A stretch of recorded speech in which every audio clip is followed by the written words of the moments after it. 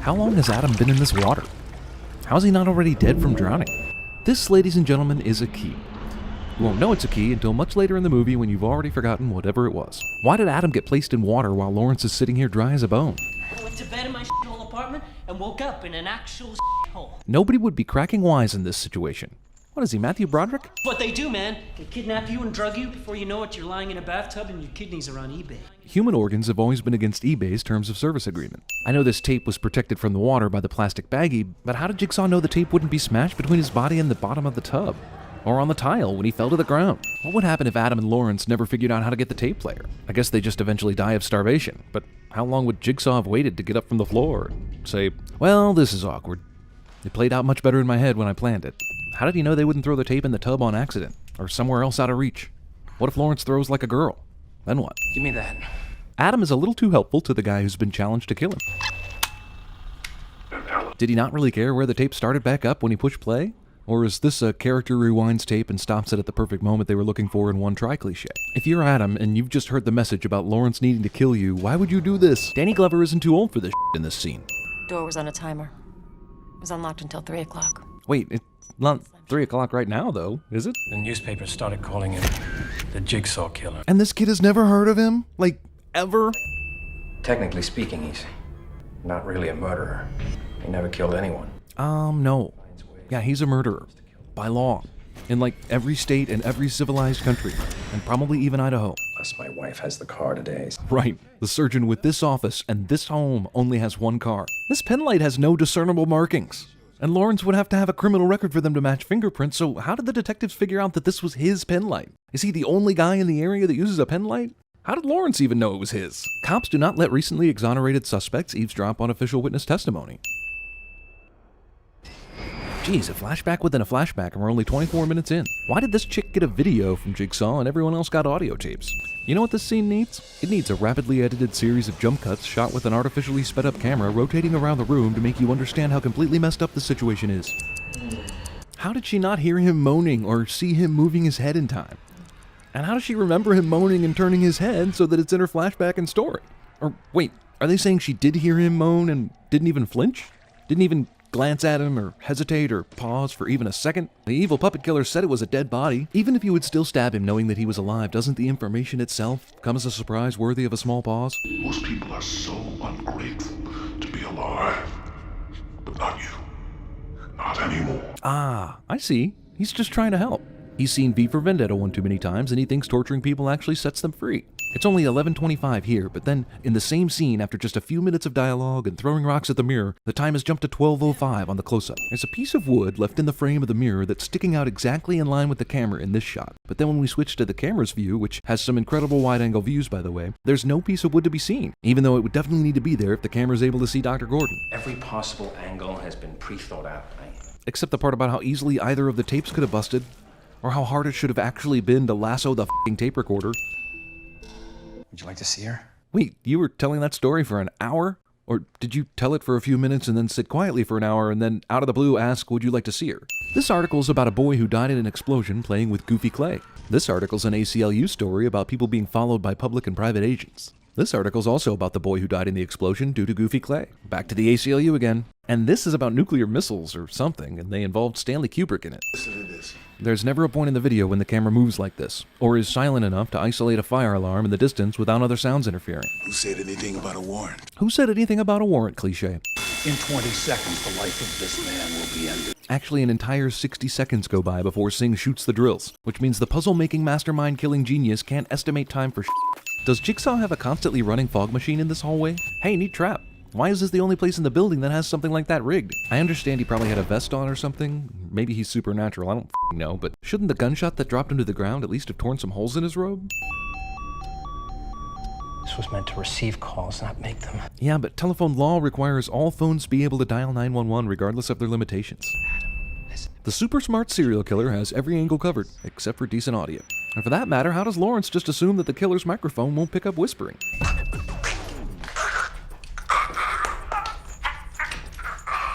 Maybe before you come up with your super sneaky plan to pretend to have him get poisoned by a cigarette, you could have made sure he wasn't the world's worst actor. I don't see how Jigsaw could have rigged something here that would create a successful electric shock. There doesn't appear to be anything that would complete the circuit. Couldn't they try cutting through the rusty-ass pipes? How did Lawrence not hear this camera clicking? Or see Adam at this distance? Dial tone after the phone hangs up cliché. He's a tall black guy. He's got a scar around his neck. So when Lawrence told you about the tall black cop who got his throat cut, you didn't make any connection? There were 2 cigarettes in the box, and one was thrown to Adam during the fake death scene, but now there are 2 cigarettes on the floor. And these guys are f***ing masters at throwing photographs across the room without them tailing off or flying out of reach. How did they get this picture of Zepp peeking through the window when he only did that this afternoon and only Tapp could have taken it? Wait, he's holding the wife and daughter captive in the doctor's own house? So he kidnapped them, tied them up, and then went and set up all this computer and camera equipment in the doctor's house. I mean, even if this isn't the real Jigsaw, it's the real Jigsaw's plan. I'm very confused about why he would choose to do this. What if the doctor doesn't pay his Comcast bill? Or he has to dial up? I mean, this is a super rich doctor who's too cheap to buy his wife her own car. It's all right. I've called the police. Everything is okay. Dude, that is like almost the exact perfect opposite of the truth. Also, is it f***ing daylight right now? Was it not pitch black nighttime just 4 minutes ago when the killer and Danny Glover were driving to the torture shack? Awesome twist. Now, are we really supposed to believe that he didn't need to breathe for 6 hours? Or perhaps even more ridiculous that he was breathing the whole time, but neither of the prisoners ever noticed the slightest movement? An aging, coughing cancer patient manages to lie still for that length of time? Can I just not buy this for a second? Like, the whole reason why Lawrence is here is because he's supposedly cheating on his wife. However, Lawrence and Carla have not begun the affair yet. He says I did not cheat on her! and we see the encounter in the hotel room where he tells her what the rules are for calling him and like she made a mistake, like a rookie mistake. What's wrong, Dr. Gordon? She even refers to him as Dr. Gordon instead of, his first name. These people have not started a real affair yet. Now, maybe they stupidly flirted in front of Zepp or Jigsaw or whoever at the hospital. They would have had to specifically say in front of them, tonight, for the very first time, we make love in a dirty hotel room. Sure hope no one evil is eavesdropping right now. But even if they did something stupid like that, then Jigsaw or Zepp or whoever would have still had to account for Adam. How did they know about Adam? By Adam's account, he's only been following Lawrence for a few days. They would have had to figure out Adam existed, figure out that he was the type of guy who needed to be taught a lesson too, and then rig the game on the fly to include him. Also, didn't he sort of miss the best action by choosing to fake die facing the kid instead of the doctor? I mean, he likes to watch victims, right? But he didn't even see the guy who cut his own foot off, which for a psycho killer has got to be like the best part. Key to that chain is in the bathtub. Oh, so the key was never going to be found anyway. How sporting of Jigsaw. How did he decide that Adam was the biggest piece of in the room? I mean, he practically drowns the guy, Adam's death allows Lawrence to live, and Jigsaw teases him at the end with a key that he could never retrieve. Photographers must be worse than Satan. 33 seconds for 2 logos. Repetitious green light bulb of boring. It takes 9 cuts for this movie to explain how f***ed up this is. Well, Channel 3 where I live is public access, and it never has anything remotely as interesting as this. It's mostly local sermons, shitty music, and broadcasts of city council meetings, where Cheryl the town nag repeatedly disses the city council just because she can. Also, since he doesn't jump upon seeing the Jigsaw mask thingy guy, I guess this guy didn't see the last movie? Oh, to be him for a day. How much blood will you shed to stay alive, Michael? The key is in Michael's eye socket, and he's been presented the easiest choice in this series so far. On pure adrenaline alone, this dude should be able to cut out the key and save himself. But this is Saw we're talking about here. Editing credits shared by Marvel Films, an overcaffeinated Stan Lee, and meth. This movie is actively telling me f*** you right now. You've got nothing to complain about, dude. Not only are you possibly the stupidest Saw victim in history, you got well more than a minute to cut your stupid eyeball out. Holy shit, they made 2 of these things? Also, I'll tell you right now, if this movie is expecting me to remember anything from the first Saw movie, then movie has vastly overestimated my investment. Donnie Wahlberg's like, why can't I get a call from Scorsese? I was in the Sixth Sense. Mark thought the Vietnam War was still going on in 1988. Give me a freaking break here. But Donnie's at a crossroads in his career here, at a point directly between the Sixth Sense and dating Jenny McCarthy. And believe it or not, those are the only 3 data points we need to create an accurate line graph of his career trajectory. Your mother gets to keep custody, I get to take you into custody. The guy that wrote this line was so proud of himself, he literally sucked his own dick right after. Sadly, he choked to death on his own ejaculate, which even the coroner noted was ironic and yet still somehow appropriate. Please save me the after-school special. Why are you such a cop 24/7? Movie mocking after-school specials is doing a pretty f***ing good job of imitating one. This guy smokes all the cigarettes. This transition seems cool, but really just feels like his room is in a studio, and he's merely walking into another part of the studio. Hey, Starship Troopers girl! Still getting work. Good for you. I've already solved this case. The victim died because he was stupid. Look closer, Detective Matthews. And what? Ask whoever wrote it. And somehow he immediately looks to the ceiling after all that cryptic shit, and after she looks to the left. Hello, Michael. Wait, is there a tape of this? Remember the TV earlier? I'm not even sure it's plugged up or anything, but that's beside the point. There's no VCR there, and this TV definitely isn't one of those TV VCR combo things either. While hunting the Jigsaw killer, this precinct is also still looking for Travis Bickle, Igor, and old Pierce Brosnan. According to my wife's f***ing divorce lawyers, I'd say my hands are pretty full, wouldn't you? Full of cliches, yes. Movie spends daytime soap opera dollars on big dream flashback sequence, which is to say they actually collected $345 from the assembled idiots who participated in the shooting of this scene. Look closer, Detective Matthews. The f***ing thing this guy f***ing thinks about is the f***ing Steel Company logo that was on the death mask. That's like tracking down the serial killer who uses pennies to murder people and saying, "Aha, he's been giving us clues all along, to the Denver Mint." Okay, going in teams of 3. I'll go with Team Alpha. Thanks for the completely useless, seemingly exciting dialogue, strange SWAT dude we've never met and will never see again. Good luck with Team Alpha, whatever that means. Just like the good old days, huh? Did they, literally only have 3 days to shoot this? I'm at a loss to explain the ness of this movie, considering there are about 6 sequels after this one. Alpha team, I want you in front, Baker. Flank the side. Okay, Baker here is probably a dude, but following the Alpha Team order, you'd think a Bravo Team order would be next. But apparently Baker's the only member of Team Bravo, and therefore his orders are given to him by name, as opposed to the standard operating procedure used with the Alpha Team's instructions. Oh man, I bet that looked painful. Also, these dumbasses go into a place that is obviously booby-trapped and don't get any specialists to come check out stuff like this before walking into unknown areas. I never really considered it before, but yes, I think this is true. This movie has more stair action than Batman v Superman the Ultimate Edition. After all this, these dumbasses run up the stairs figuring, well, there's one booby trap, definitely won't be more. Is this close enough? Haha, I solved your clever Steel Company clue. Ha ha ha ha ha. 3 dots on Jigsaw here and only 2 assholes with guns here. I think that's my son. You think? Where is he? That's a problem you're gonna have to solve before it's too late. I know Jigsaw has a few followers who help him, but how did he learn enough about these people to decide, these people must go through my dastardly kill puzzles? He may have read some things, heard some things, but to know them intimately enough to know they needed to be hooked up to death machines? Oh, yes. There will be blood. Roll credit. Also, I drink your milkshake. Also, I'm pretty sure this is the dude the first movie said was the killer, which makes me both not trust him right now and assume some other unseen weirdo is the actual killer in this movie, but mostly whatever. Tell me where he is. He's in a safe place. Well, that's enough for me. I need to go make some phone calls. You've reached Daniel's phone. He's not in right now. Wow, he even changed Daniel's outgoing message. I gotta give it to Jigsaw, man. This guy pays attention to every detail, even ones that don't matter. We have something counting down over here. Get me Bomb Squad now. I just now noticed the countdown for some reason, even though it's in full view for everybody to see. I mean, stop bitching about it and let's do something. This is an argument the screenwriters had when they were writing this movie. Yet another movie that thinks viewers need or want to see characters puking on screen. Movie rips off National Treasure brick-based clue payoff. Everything you need to know is on this. False. You mean to say most of the things you know, but there's no way this tape recorder from the wall contains any information about this guy's brother f***ing his wife behind his back, or about the bus that will not be able to slow down. Who is this? What does he mean, gas? Well, first off, he never said gas, he said nerve agent, but you were clever enough to solve the math on that one. And second off, are you f***ing kidding me? Do not attempt to use this key on the door to this room.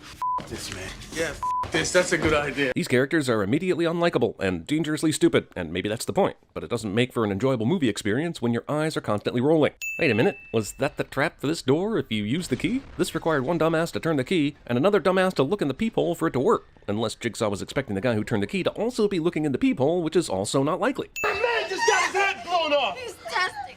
Even Jigsaw's minions play the pronoun game. Because I've played before. Well, I immediately don't trust this chick and think she's in on it. I want a tech team in here now. Find out where that feed is coming from. After 7 minutes of watching the feed, this guy finally asks for a team to check where the feed is coming from. And where's that bomb squad he ordered 7 minutes ago? You okay? Yeah, I'm fine. Dun dun dun. Never once does this guy try the knob of this door. They all assume it's locked. And hey, I would too, but I'm definitely trying it at least once. Maybe with my head and body safely out of the way. If you do that long enough, then you will find yourself. There's no way that John's voice can be heard like this over a walkie-talkie when he's 5 feet away from it and it's on the ground. If you were going to use this bat to break through the double door, is this the first place you'd take a whack? Wouldn't you hit it as close to the doorknobs as possible? As close to the locking mechanism as possible? Why hit one door 8 inches in and a foot above the lock? Are you going for a Here's Johnny opening? Also, day 5. This asshole still hasn't tried the knob yet. Hey! I found a door over here. Hey, I pushed on stuff and it worked out. I mean, if you found a door, it's guaranteed that torture clown asshole wanted you to find it, right? How do you not even suspect this at this point? This isn't acting. This is actually a candid moment between actresses as Seventh Heaven Girl frantically hopes the brunette can give her any kind of insight into the flimsy script of this movie. I don't know, but let's tear that possible clue up, because a shredded piece of paper beats an intact piece of paper any day. The car. Laura somehow remembers the dude who kidnapped her, even though she never turns around and sees him. And it's dark, and he's in the backseat of a car. Right now, you going in there. I'll kill you where you stand. Ladies and gentlemen, acting! I understand everyone in this warehouse has the intelligence of a coked-out guinea pig, but absolutely nobody seems to understand they're in a situation that requires slightly more thought than simply crawling headfirst into an incinerator. And these guys have a flashlight, too. It's not like they couldn't scope this thing out first before diving in. Entirely too many minutes of a dude burning alive. You should feel bad, movie. Exactly what we should be doing until the tech team gets here. Yeah, okay, but why was the tech team 5 states away? And why aren't they here yet? Are they traveling by Segway? Movie tries to make us feel sympathy for this apparent Jigsaw killer guy by giving us the MTV supercut version of his Walter White cancer diagnosis. Did you remember that Carrie Elway's character from Saw was named Dr. Lawrence Gordon? Because I did not. So how did I write this sin? I did not write this sin. I had literally driven myself to suicide, and I had failed. So I decided that if I can't kill myself, I'll kill others. You'd have done the same in my place. And I was determined to spend the rest of my days testing the fabric of human nature. I survived a car wreck while also having cancer, so therefore I decided to throw people into much more difficult torture puzzles because of something to do with man's lost survival instinct, which we don't use as much today because we're not cavemen being chased by lions and tigers anymore, which was a much better time, I guess. Those who don't appreciate life do not deserve life. So basically, everyone but the double rainbow guy then? No, we don't have 15 minutes. Jeez, this countdown got 23 minutes closer after 4 minutes of Jigsaw telling his life story. I don't think we should stop. Discount middle school Casey Affleck is right. You should keep moving. How did this chick even think to check the couch wounds for shit? I told you earlier she's in on it, and this shit here is just more proof. Who does that? Thanks for this, by the way, movie. We found the door. Dude, did you just come in here out of breath looking like you've been stabbed or about to throw up? And how did no one hear you running? And how useless is a jump scare in the Saw movies? If it's stuck, it's a trap. Lady, this whole house is a trap. So, because she's stupid for saying something obvious, whatever's behind this door can't hurt me. Jigsaw makes these assholes dig for a key in a pool of used needles. And this is where I get off, kids. Do you realize how many stops and robberies Jigsaw must have committed to even gather this many used needles? It's like 8 months of work easy. I know he's a puzzle killer who plans ahead, but this is sheer lunacy, which I guess people love, since this is only the first of about 15 sequels. Also, why only 4 minutes to complete this task, with a minute or two spent on the audio tape? You're already making a guy swim in AIDS to get this. Why the impossible time limit? What the actual The fact that this movie continues from here without any of the witnesses to this horrific act attacking that dude is wrong as hell, and it takes an already flimsy premise and dips it in a pool of the unbelievable. Let's talk this out. No. No more talking. Dude, you guys have done almost no talking. I'm gone. Oh yeah, I totally murder-tossed that girl in the needle pit. So what? Step to me. Hilariously, in order to prepare for this scene, Donnie just recalled the New Kids meeting with the label after they got dropped. Honestly, he's still pissed about that in real life, which is why he won't let Jenny McCarthy vaccinate her dogs. What? Also, for the record, he is literally destroying evidence because he's mad, under the watch of armed police guards who supposedly know the difference between right and wrong. Oh, your tech team's arrived. Only took an hour. You know how hard it is to haul computers. Brown desk. Second row down. You mean they haven't checked these desks yet? How the ever-loving fuck would this killer or any human being know that Donnie Wahlberg planted evidence on all these criminals? This movie takes the villain knowing unknowable to a transcendent plane of the fifth dimension. I mean, Jesus fucking Christ here, people. Exactly how much bullshit are we as a film-going public going to tolerate in the name of a decent fright? This guy accidentally uncovers this guy's head, and then accidentally remembers a Jigsaw clue about the combination, even though he's been nothing but a dimwit asshole this whole movie. Meanwhile, the characters set up to be smarter than him aren't thinking about jack shit. Honestly, a chest-bursting alien could leap out of this guy right now and I wouldn't bat an eye. That's how batshit crazy this movie's been so far, and how shamelessly it steals from other movies, including Saw. I'm sure the true Jigsaw killer also planned for these two to go from conversation to knife fight in 3 seconds time. Well, I don't know what's gonna happen next, but I feel confident labeling this a convenient seizure. Pretty sure the last thing you're supposed to do when someone has a seizure is hold their neck in place. Not that this chick would know that, since all these people are grade A idiots, but whatever. This movie is also trying to make me believe this dude is going to memorize all the numbers he comes across. How f***ing pathetic is this tech team, eh? They're like an hour or more late, then they take forever so that this asshole has to watch his son maybe die. I mean, Mr. Bean would be more effective than this movie's tech team. I'll take no real police force would allow to happen for 800, Alex. Also, thinking a game-playing motherfucker like this gives two shits about being beaten up. Come on, Donnie, didn't you see The Dark Knight 3 years from now? On a dying whim, this girl goes down the hall and into this room. And wouldn't you know it, Jigsaw has the perfect little death scenario planned and plotted out for her. Voila! Because this asshole's f***ing God, apparently. Even if she's forgetting caution because she's so weak and dazed from the nerve agent, this illustrates why this movie's traps haven't been one bit of fun, which is the whole reason you watch a Saw movie if you're into that kind of thing. Every single victim is either too stupid to realize what they need to do, or they've been killed by something or someone else, or Jigsaw's made the trap too hard to solve in time. So I give up. To all the non-epileptics out there, hope you enjoyed that eye-f***ing strobe fest. To all the epileptics in the audience, on behalf of the movie, I apologize that you had to see that. Absolutely nobody saw that Eric and John got into an elevator until they were already going down on it. Come on! It's the Secure the warehouse now! Wait, all this time, you never secured the warehouse you're in? F***ing what? Or is this just some lazy copy-paste screenwriting going on here? I'm indicting every single one of these motherfucking cops on charges of aggressive incompetence for not checking the very goddamn building they've been standing in the whole motherfucking time. Goddamn, this pisses me off. F***ing finally, you tech guys f***ing suck, by the way. Thanks for being useless to everyone but the screenwriter. Carrie, we got a lock. We got a lock on the house. Such timing! What coincidence! Much luck. Key, the one we found with the tape recorder. Where is it? Jonas have last. Well, good thing it was murdered in this very room then. You're gonna need this key when you get inside the house. Eric suddenly trusts Jigsaw. I guess because he thinks his beating 100% worked on that psychopath. You still don't know your own number. How are you gonna get it if I don't tell you? It's really too bad this group of criminals and strangers couldn't work together in the 2 hours Jigsaw gave them. He was trying to teach teamwork, damn it. Dude, that guy really knows how to cut off a piece of his neck perfectly, with no mirrors. And even better, he cut precisely around the number that was written on it. But then that piece of brilliance is totally negated by this kid slitting this dude's throat immediately after it happens. This scene is symbolic of the fun this movie provides. This person put a horse mask on and lay in a bathtub waiting for Eric to show up. And this is some dumb shit. Because first off, there was no guarantee he would have walked into this place. And second off, dude has a gun. I know you want to be scary and everything, but this could have easily backfired. The big reveal, Daniel was in that room the whole time. And the footage they saw wasn't live, but on tapes. It's actually a really good ending. A fun ending. But you put us through a whole bunch of yelling and fighting and stupidity to get us here. Just because you've been stinking up the house cooking swamp rats doesn't mean we get excited when you put a pizza in front of us. I might have to fix that metaphor. Also, how did he not wake up before now or ever make a noise? Oh, f***ing forget it. I found myself a father, a leader, a teacher. More surprises! Amanda was working for Jigsaw all along. But first, let's put her in a room full of criminals. One who's a murderer. Also, I guess she can be a surprise reveal later. I mean, I guess she was supposed to help Daniel stay alive during all that. But that's another plan that could have backfired. What's the movie if Daniel dies? What is Jigsaw's point if he ended up getting killed? It is I who will carry on John's work after he dies. For one movie. Also, see? I told you. Game over. Wait a minute. Why?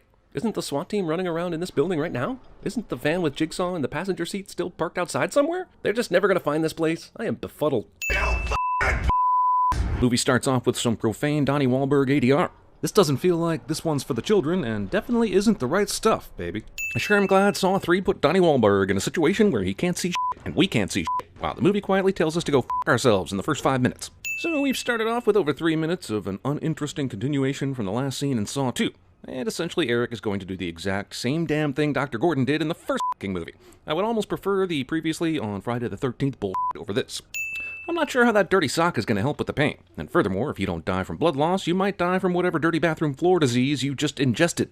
Between this and The Sixth Sense, I think Donnie has met his quota on horror movie bathroom sequences. You haven't witnessed true cinema until you see one of the new kids on the block smash his own foot with a toilet tank cover. Is this guy certain that the situation no longer requires his gas mask, or is this that movie shit when some asshole pulls off their mask so that we can hear what they have to say? How do these TVs know when to come on? I get someone is watching from somewhere, but this is the TV your grandmother watched Howdy Doody on back in the day when it would work. No one is setting this piece of junk off remotely. Jigsaw has enough wherewithal and money to put together all these crazy traps, but you can't fork over for a computer or a TV that you could access remotely? You know you're in a Saw movie when disturbing images flash at you as if Jigsaw put epilepsy itself into one of his traps. I mean, this movie's editor got carpal tunnel syndrome while cutting this, right? He must have quit his job after holy shit, he's edited 5 of these and directed 2 chapters of the series? Holy I remember back in 1988 when Friday the 13th Part 7 was going to get an X rating if they didn't cut the scene down with the sleeping bag hitting the tree from 3 hits to 1. I wonder what got you an X rating in 2006. Live on-screen taint piercing? Even the movie wants to fast forward itself. Will someone give the movie a break, please? Does anyone in this franchise live in a place that doesn't look like a crime scene right out of an 80s TV procedural? The mirror scare cliche is so weird in a Saw film. This is a movie that relies on gruesome death traps, not ghosts. Also, seriously, what is it with Donnie tubs and bathrooms? So Amanda not only knows Carrie will be watching the crime scene video at this moment, but she can also somehow intercut a live feed of Carrie watching the video? Amanda sure has come a long way. She went from drug user to president of the AV club at Torture Porn University in just a matter of months. Also, how the f*** is a camera broadcasting to the TV without wires? And how did the killer switch the TV to this camera shot when they're nowhere near the TV or the camera? A remote isn't doing this shit either. The killer does the usual horror movie bullshit, where they waited for no reason to set up this elaborate kidnapping, hoping to set up this camera in the closet scare. Do we really need 7 cuts for this one setup? And by the time this tape is finished, you will have 1 minute to find a way out. So we find out that Amanda is one of the killers behind these new Jigsaw murders, and that she followed Jigsaw's work, except for giving the victims no chance to survive the situation. My question is, how did she imitate the Jigsaw voice on these tapes? Or did Jigsaw go ahead and do the voice for the tapes, even though he didn't condone the traps she was setting up? Mind you, with only a minute to live, Carrie might as well just give up. But if she's trying to get out of this, why is she wasting time trying to pull the trap apart, rather than sticking her hand in the acid to get the key? She almost got an extra minute there. Maybe Jigsaw meant a Cuban minute. Saw 2 already showed us that Amanda is a Jigsaw follower, and in this scene they show us the torso of a person who is definitely Amanda. So why are they playing the old-timey mystery movie game where the victim says, "You!" before the killer kills them? We know who the f*** it is. It's no mystery. Saw 3 inserts what looks like an erectile dysfunction ad into the middle of the movie. Not gonna take a shower? Nah. Meanwhile, on Grey's Anatomy. What is it you want from me, Chris? A divorce. We find out later that this is actually Nina's lover, not husband. So who the f*** asks their married lover to divorce their spouse like this? Also, it's kind of amazing that Jigsaw seems to find people who are connected in such a way that they're all going through various forms of obsession and sin. Dr. Gordon, who diagnosed John with cancer, was cheating on his wife. Dr. Lynn, who also diagnosed John with cancer, is cheating on her husband. Detective Matthews, who was investigating the Saw case, also cheated on his spouse, and was a dirty cop who planted evidence. And let's not forget how John even figured this information out. I didn't know a guy setting up torture traps for life's f***ups could get so lucky. You mean to tell me if this locker room door is locked, you can't get out? It locks only on the outside? Jesus, never live in a movie, people. Also, Amanda sets up a kidnapping at a hospital, where the chances of being seen or caught are probably 20 times more likely than when Jigsaw does the typical home invasion kidnapping. I suppose Amanda knew that Lynn would be here all alone at this very moment as well. Also, Amanda now has to drag Dr. Lynn through the hospital without being seen. I guess she has a gurney in that locker room, where she can pretend Dr. Lynn is a patient getting wheeled to the ER. By this point, these kidnappings have become so predictable, they've lost any kind of suspense element, if they ever had any to begin with. Also, we knew from the moment we saw Lynn that she was going to be part of Jigsaw's plot. So why not just have her kidnapped after she has her meaningless conversation with Chris? Do we really need to see her save that kid's life, pop some pills, and be mopey? I'm sure someone will narrate this bull to us later. Oh wow, it's Amanda? Color me not surprised. Who the f*** else would it have been? Also, Dr. Lynn has no clue who Amanda is, so this would have been a much better reveal in the Detective Carey death scene. But still, reveal is not really revealing, since it was already revealed in Saw 2. Who are you? I've seen you on television. Lawrence Gordon was your doctor. Just seconds after Dr. Lynn asks who John is, she tells us she already knew who he was. There's no preventative treatment for what you have. I remember you saying that to me once before. This reminds me, the Jigsaw murders are a huge story now. At this point, detectives should have already figured out that this guy likes to play games where the people are connected in some way. If you look at the insane amount of connections during this series, everybody who's ever talked to John Kramer should be on high alert. But people are getting kidnapped in hospitals. The level of alertness is so low. Turns their back on their husband, neglects their child, who has every possible advantage in life, but chooses not to advance. Jigsaw is clearly well enough to prepare these f***ing speeches. You know he's not coming up with this shit off the cuff. It's as if he's got a speechwriter in his employ. Amanda, it's time to start our game. It takes 30 minutes for this movie to Saw 3. Also, this is where the attempt at Saw mythology really started putting a strain on the viewer. From here on out, you would need a Cliff's Notes from previous entries each time you watched a new one, and they're forced to set up all this bullshit at the beginning that sets up other bullshit for other movies. Is there a reason this crate can't just be on the ground? Then you don't have to rent the forklift. There really seems to be a lot of wasted expense at Jigsaw Corp. Consumed with hatred, vengeance. Vengeance against the drunk driver who killed your only son. I know Jigsaw has Amanda and Detective Hoffman helping him out right now, but how the f*** does he know all the stories of everybody he puts through these things? You know what kind of work hours these people would have to endure to understand everything about their victims? You wouldn't even have time to pee. Jigsaw puts Jeff in the extremely clever trap of a wooden box that he needs to kick until he's set free. Classic Jigsaw. I guess that tape also gave Jeff superpowers, so he can now kick open the crate. The higher-ups at Jigsaw Corp didn't think this through very well. I mean, there's no guarantee that Jeff can kick the crate open, and he could easily have been knocked unconscious from that fall for more than the 2-hour time limit he was given, or even been impaled by a stray piece of wood and died on the spot. Jeff practices his Clint Eastwood lines in private for when he actually meets up with his kid's killer. I would have gone with "I'm the Rainmaker" or something a little more fun, but that's just me. I mean, nobody locks a f***ing house up anymore. Jigsaw and his followers really have an easy time of it kidnapping these people. For a tumor like this, you need steroids, prednisone. Why don't you f***ing tell me something that I don't know, you stupid c***? Amanda clearly has ninja-like qualities and the ability to break into any facility, so why not steal the drugs he needs? I bet when you bought your ticket for Saw 3, you didn't expect an episode of House to break out, did you? How about you actually try to insert the key into the lock before giving up? You fantasize those accountable will pay. Is Jigsaw Freddy Krueger now? This will prevent her from running, much like she did on the day your son was hit. If she kept driving after seeing Jeff's son get hit by a car, then how did anyone know who she was? Jeff doesn't seem to know who she is, so she obviously wasn't set to be a witness at the trial. So how the f*** did Jigsaw know who she was? You alone can grant her the gift of life. before she freezes to death. When was she put in here? And how did they know Jeff would wake up and get out of the crate and get to her before she froze to death? Also, how is that tape recorder even still working in these conditions? I'm so sorry. I'm human. I'm human just like your son was. I'm no hanging from the ceiling and freezing to death expert, but it seems weird that she explains how she's just a human who makes mistakes, and then compares that to his 8-year-old son while she's begging for her life. I guess when Jigsaw and Amanda scouted this guy, they took measurements of how far he could reach. Also, if Jigsaw's main goal is to have people tap into their survival instinct, why does he make it where it's so easy to fuck up these games? I mean, Jeff here could have easily dropped the key when he finally grabs hold of it, and by no fault of his own, would have failed the test and died. Movie proves my thesis. You simply can't unlock ice. Do we really have to go through this rigmarole again? We saw enough of this in the first movie to get the gist of it, and we found out in the second movie that she's now working for Jigsaw. So this just seems like wasted time in a movie that's already at least 20 minutes too long. There is only one key to open the device. It's in the stomach of your dead cellmate. Wait a minute. So Amanda was put to the test, but all she had to do was cut open the stomach of someone who was already dead to get the key?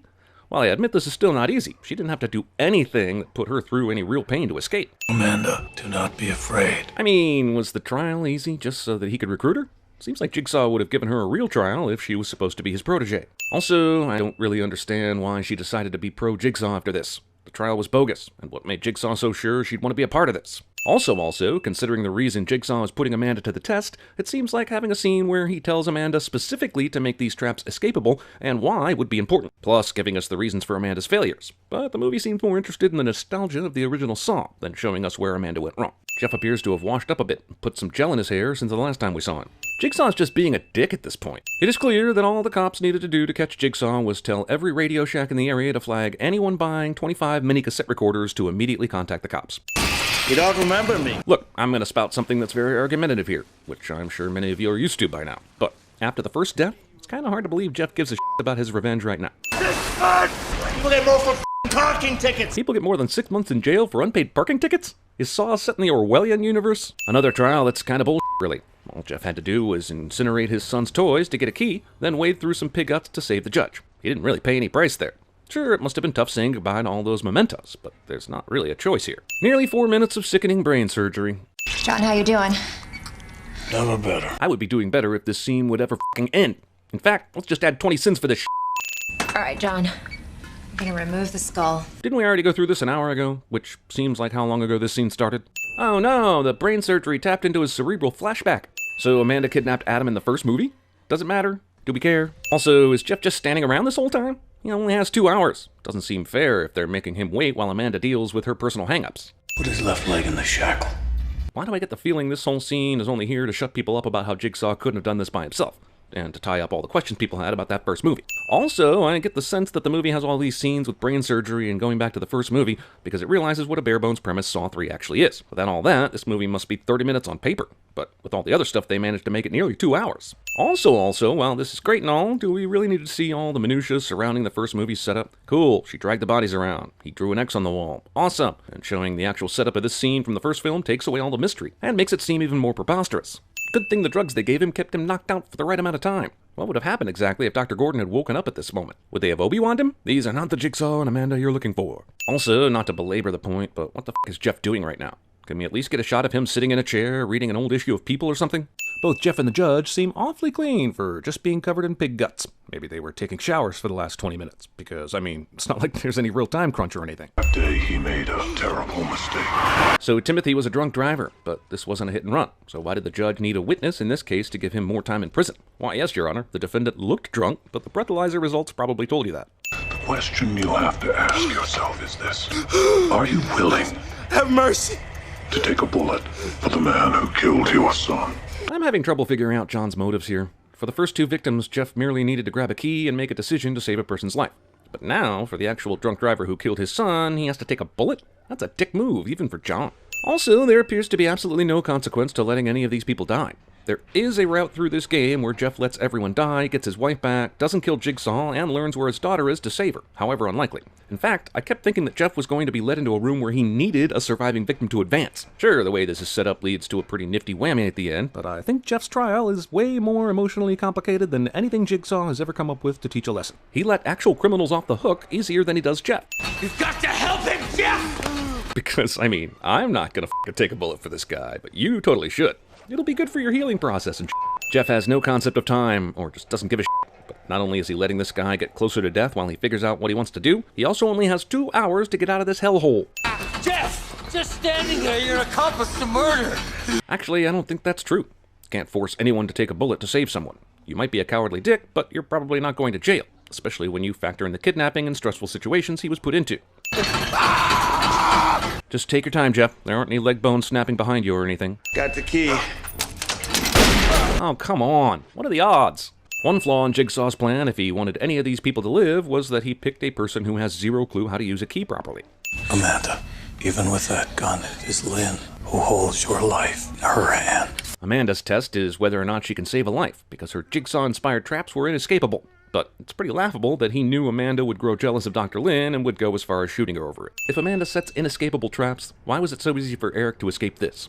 Amanda somehow thought a cop had no way of getting out of his shackles and left this door completely unlocked. Even with that makeshift cane, there is no way in hell Eric is walking around on that foot we saw him break at the beginning of the movie. Jesus, for a guy who just smashed his own right foot with a toilet tank lid, he sure does get some good leverage during this fight. I guess I don't need this fight scene super lit or anything, but goddamn, try to follow the action on this thing. It's impossible. You're not Jigsaw! Somehow, even though Eric knows very little about Amanda's association with Jigsaw, he knows exactly what to say to trigger her. You're not Jigsaw! This scene is still f***ing going on. You left him for dead, didn't you? But I cleaned up your mistakes, and I forgave you for them. How the f*** did John clean up Amanda's mistakes? The FBI people noticed immediately that the deaths at the beginning weren't John's work. It's bull.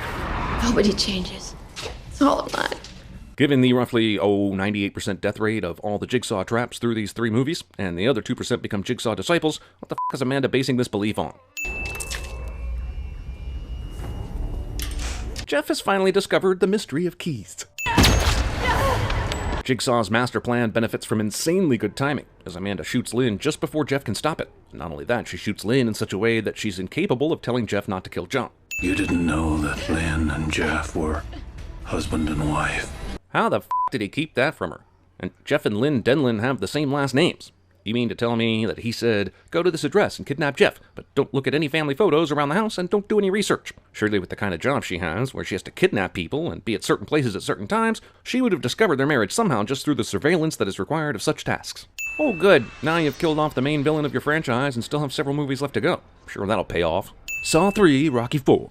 Saw 4, the one where you see Jigsaw's Jigsaw. Between Saw 3 and Saw 4, we've seen about 20 minutes of some form of brain surgery or removal. Movie thinks we need to be subjected to a 4-minute autopsy, just so we can see that John swallowed a tape that somehow makes future Saws possible. No reason to get to the main plot anytime soon. Saw 3 waited 30 minutes.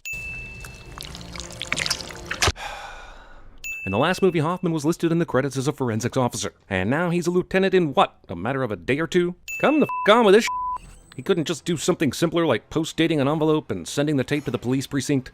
Why even write that on there? If you find a tape in someone's stomach, I'm pretty sure just for curiosity's sake, you're gonna play the shit out of that tape. You think it's over just because I'm dead? Luckily for Jigsaw, he found at least one person who not only survived his traps, but actually followed his rules later. His other 2 proteges, Amanda and Hoffman, became miserable failures. Why is he so sure Dr. Gordon won't follow suit?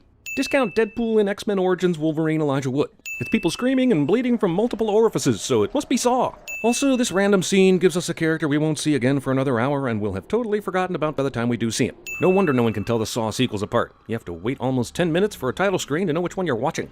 Won't be needing this anymore. What is it with this guy, by the way? He did this in the last movie too. Somehow this robot camera knows it's in a horror movie and makes sure the footage comes with a healthy dose of static so that it can make dramatic reveals. Scary! Did this dude go to cop school? If we did an everything wrong with Officer Rigg's cop training, it would take 3 videos and 15 sin counters to cover the mistakes. Also, how many people watching this a year from the last movie even know who Carrie is anymore? Oh well, at least Detective Carrie's body only attracted 1 rat. Somebody get those rats off her. No, seriously, it's just 1 rat, on loan from The Departed. What? Agent Strum must already know that Detective Hoffman is behind this, because he's being Dickie McDickerson the Dick-Fed for no good reason. Jigsaw, is he the murderer the police say he is? Also, this could be the worst title ever. The name you lead with is Jigsaw, and not John Kramer. You wouldn't write a book called David Berkowitz, let's just waste book cover space until we finally get to Son of Sam. They couldn't come up with a better name than Modern Cultures. It sounds a lot more like an art magazine than something that would do an in-depth expose on a mass murderer. Who's he? Lieutenant Rigg, our SWAT commander. What's his problem? I'm gonna go with that crime scene you just came from didn't sit too well with him. Seriously, did Darren Lynn Bousman take Scott Patterson aside and say, "You're doing great, but I need you to turn the dick up to at least 257. I guess I don't expect the cop who takes off his equipment too early or tries to run into a room that could be booby-trapped to be at the top of his game. But after his partners Eric Matthews and Allison Carey got killed, he doesn't seem to be on the highest alert for potential kidnapping scenarios. This article actually starts with something about John Kramer, but then proceeds to talk about a war in Prague or some.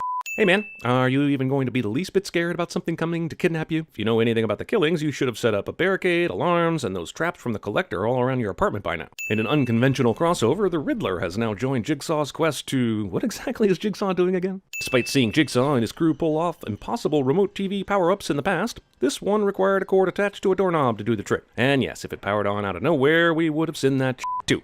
Obsession to stop those around you from making the wrong choices, thus preventing you from making the right ones. Under these circumstances, how are you not obsessed with finding the killer? We find out later this is really about Rigg running through unsecured doors, which I think could have been handled through disciplinary action, but why not make him run through some death traps? Eric Matthews is still alive. Man, Eric Matthews has to be the saddest sack in the history of horror movies. He makes the woman in Jurassic World that the pterodactyls played catch with look like she got off easy. So this is 90 minutes from when?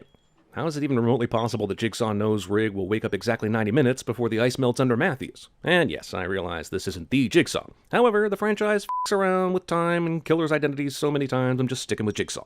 TV powers on out of nowhere, so we're sending that too. Can't he just shoot the hair? Jigsaw knew Rigg was going to open that drawer. I feel like this franchise truly went south when it put in Jigsaw disciples who didn't know the rules of Jigsaw tests, and they made the traps inescapable. Because at this point, the movies are as cynical as their annual release date, promising sickening death and little else. This chick's hair has been pulled for a good 2 minutes now. How is she not dead or bald or whatever the point of this trap is yet? Fisk, not now. Not now is becoming my new "you're late" in movies. It's f***ing pointless. It's probably one of the most dickheaded things you can tell a cop who obviously is concerned about something, and it's pointless and stupid and pointless. Hello, Brenda. An officer will try to save you. So, did she listen to this message while tied to the hair-pulling machine? How did she reach it when it was taped to her hand and she was chained to the chair? Also, did she rewind the tape when she was done? This man will use these photos to sentence you for your crimes. Is she a prostitute? Does the movie really tell you? Do you care? So they took the time to give Matthews a walking boot for his broken foot, but they couldn't give him a bath or shave in the last 6 months. I'll kill you! Previously on Saw... Wait, is this 2? Or is it 3? Or is it both? Me. It started. When did it ever end? Can someone explain the point of painting something that only a black light can pick up here, but painting a normal-ass message, plain as day, here? Hear me, you fucking motherfucker! Damn, Limp Bizkit concerts got really ultra terrible in 2007. Be careful. There are cameras watching, and you must hide your identity. Couldn't the new Jigsaw have given him these instructions before he walked into the motel? What good is a disguise when all the cameras have picked him up already? Then this asshole puts on the mask and decides, f*** it, who needs this shit? I'll walk through this motel with my gun drawn and no mask on. This dude kicks the drunk homeless guy out, but then leaves the door wide open. Takes a motto and twists it into some manic torture mantra. This f***ing guy. He really thinks he's cracked the case, rolling up those sleeves. He thinks John's ex-wife put pictures of herself all around the crime scene and painted the clinic's motto on the walls. It's the basic instinct alibi, the one you can't even define as an alibi because it's so stupid. I don't have to convince everybody. Just 12 people. This f***ing guy. Will you see this space? This John Kramer Buys a House documentary is way more compelling now that I know he turns into a serial killer. This old-ass TV can pick up a live broadcast of Eric Matthews, beamed in on my favorite channel, 68 3/4, located between the Zebra and the Piccolo on the UHF dial. It is your choice if you wish to put it into his own. This dude did some terrible shit, but is Rigg really entertaining the idea of torturing this guy when he's desperately looking for Eric Matthews right now? Without you, this man's game cannot begin. Force him into position to face his demons. I like how new Jigsaw thinks. When you've got one person involved in a game, have them help you set up for someone else's game. It's truly the gift that keeps on giving. I mean, he didn't even need to put that guy in the torture device to get this message. Can we have some semblance of game logic in this movie? Also, why did this message say only become the teacher and save a life in this shot, and then add a whole extra phrase in this shot? Things people never do when they're suspected of child abuse. This police report has nothing to do with Jigsaw. Gideon meant everything to him. Gideon, I'm sorry, who? Do you know anything about the Chinese zodiac? Hell, you just mentioned Gideon like he'd know immediately who that was. And then when he asks, you start going into Chinese zodiac stuff? Just tell him who Gideon is. Yeah, honey. Want some company? Prostitute hangs around clinic for that sweet, sweet clinic patient money. What key? What key? I'm glad the writers decided to keep up the continuity about how no one in this universe knows how to use a key. I know Cecil told her to stay there, but the other door isn't locked, and that would appear to be the exit where her husband is close. You can't help them. They have to help themselves. Really, what these flashbacks do is prequelize the sequels by explaining way too much of John's psyche before he became Jigsaw. How he arrived at this philosophy is meaningless now, since he's dead and his other disciples aren't following the rules, and the rules have murky guidelines as it is. Okay, let's review. No, we just did that! Girl loves boy, boy loves girl. Boy gets girl pregnant, girl loses baby, boy turns into a serial killer. This is also known as the circle of life. This wasn't about Rigg saving his friends. He's being recruited. So now Strom thinks Rigg is being recruited? Strom doesn't actually do any detective work. He just stares angrily at and then shouts something that sounds intelligible. Asshole. You jump off that block, you electrocute him. So I'll point this gun at him to illustrate how careless you're being. Also, I'm wondering something. Eric Matthews is so gung-ho about not giving a What would have happened if they discovered that Hoffman's trap didn't work at all? Would Hoffman just shoot them in the head and bounce? Rigg conveniently had a flashback that would later pay off in a flashback that Hoffman has. Also, Matthews appears to have nothing to do with any of this other than Rigg wants to find him, so why keep Matthews alive for 6 months for this endgame? Did Hoffman know he was going to put Rigg through this 6 months ago? Why not just use his wife? I'm beginning to think this whole series should have been called Flashbacks, or just plain Flash for short. Copyright be damned. The message Rigg got told him to become the teacher and save a life, and to go where it all began, and he immediately thought, I know, it's at that school where I punched that teacher. Also, the movie covers so much of the same ground we just saw a minute ago, it's practically mudding through its plot right now. This clock serves as a reminder that Rigg has wasted nearly an hour in what should be a frantic search for his partner. It also serves as a reminder that you should never watch the movie Nick of Time. How the f*** do they wake up exactly when he arrives? You can't time this shit. Plus, a jump scare in a Saw movie is like a dick in a toaster. It just doesn't belong. Hold on while I try and come up with a better simile. So whoever's behind all this set up spikes that hit all his major arteries and missed hers. I guess since we find out Dr. Gordon from the first movie is behind a lot of these traps, he could have done this. But think about this for a second. He was able to accurately shoot rods through these people with their clothes on, and he was able to shoot these things through 2 bodies with a crude machine that I guess has some sort of hyper-accurate GPS on it. Man, the writer's room for these movies must have been a barrel of laughs. Saw, what these movies are edited with. You gotta save yourself. I'm so confused. The hard part with the spikes is over. This is just a key. How hard is it to put a key in the harness and unlock her from this thing? Past Rigg's judgment got fixed and got her freedom back. Strom really can't stick with the theory. Yeah. Second address? Why are they looking for the second address? Remember this guy? Our blank's got a bunch of properties. Last known address, just a couple blocks from here. How would you know he has a bunch of properties, but not know all the addresses of said properties? Look out! Also, was the guy dusting a loaded crossbow? They must have gotten the backup CSI crew. It's the lair. Where's the lair? Rated. It doesn't exist. Jigsaw wanted us to find that place. Where's the new game being played? Find what place? This place? But Agent Perez just said it didn't exist. Like, we're supposed to know what that means. These agents go through so much information and talk so fast, it's like CinemaSins trying to explain what they think is going on in Terminator Genesis. Keep in mind, this scene also happens immediately after one of their forensics team gets shot in the face with a spike. Agent Strom is surprised to find out he has a partner, Agent Perez, who was always by his side.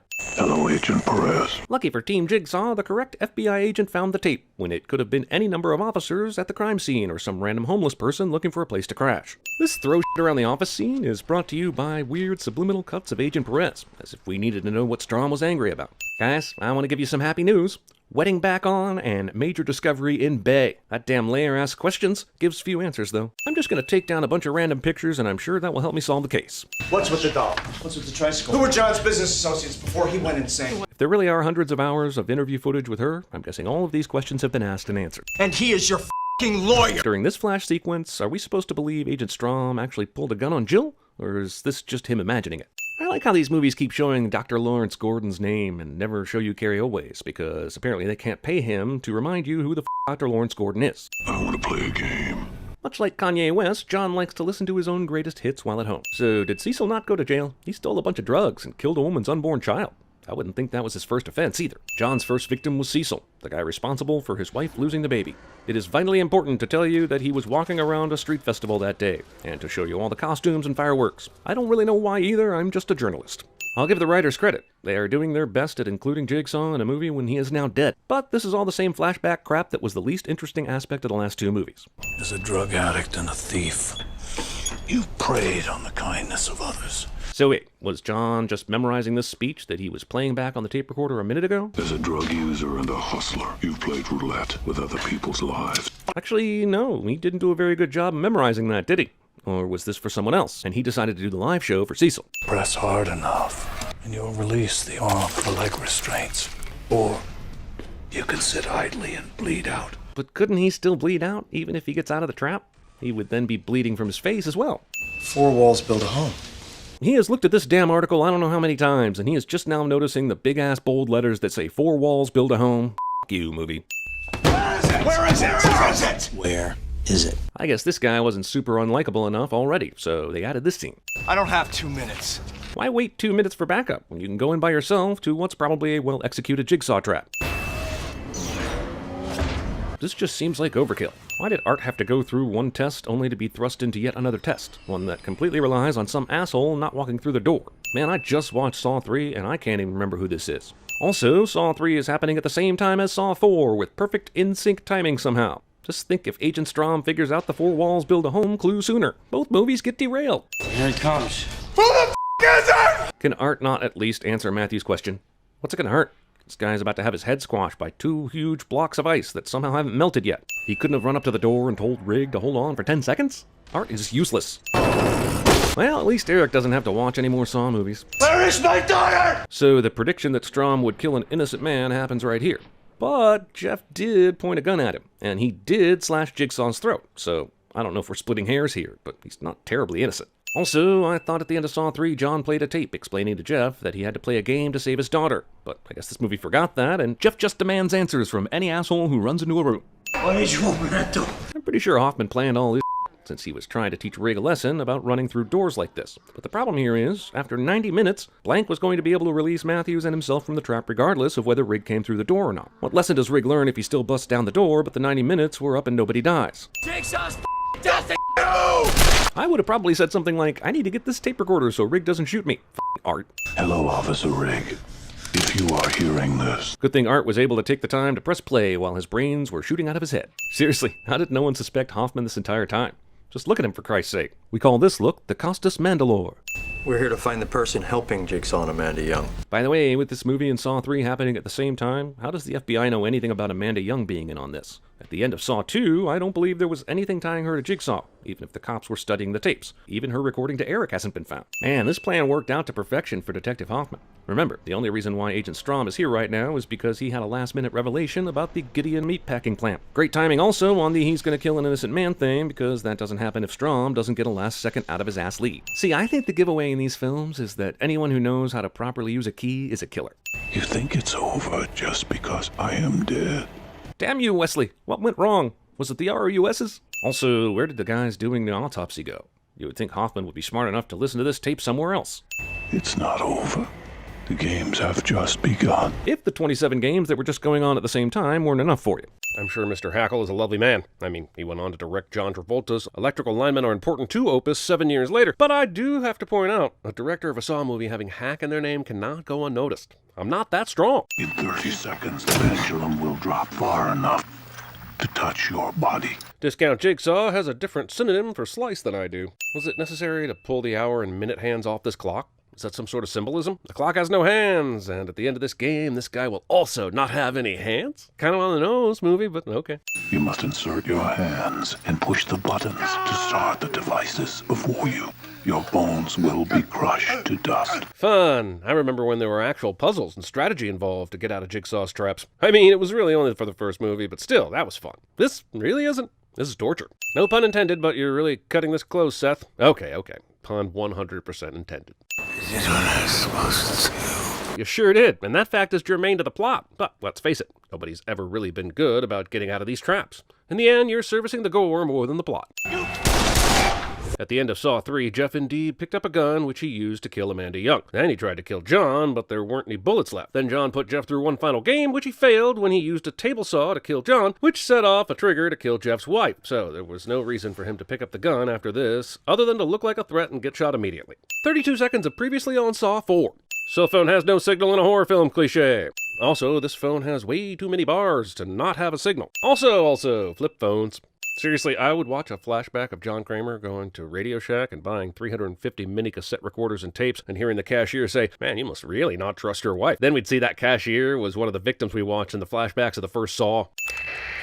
Hello, Agent Strahm. Okay, so maybe Hoffman put this recorder here, and he did this independently from Jigsaw. But at the end of Saw 4 and throughout this movie, we were told Hoffman was basically working for him. Hoffman doesn't even meet Strahm until they find Carrie's body at the beginning of Saw 4, which takes place at the same time as Saw 3. It also means this tape recorder would have been planted around the same time Jeff and Rigg were sent on their separate missions in Saw 3 and 4. So, even if somehow they knew Strahm was coming, how did they know he would eventually be led here by himself and would find this tape recorder? I guess the easiest answer would be the horse's name was Friday. This sequence is the editing equivalent of new metal. This sequence is brought to you by Mudbane. Mudbane! When you need to peel me from the skin or tear me from the rind. Does it make you happy now?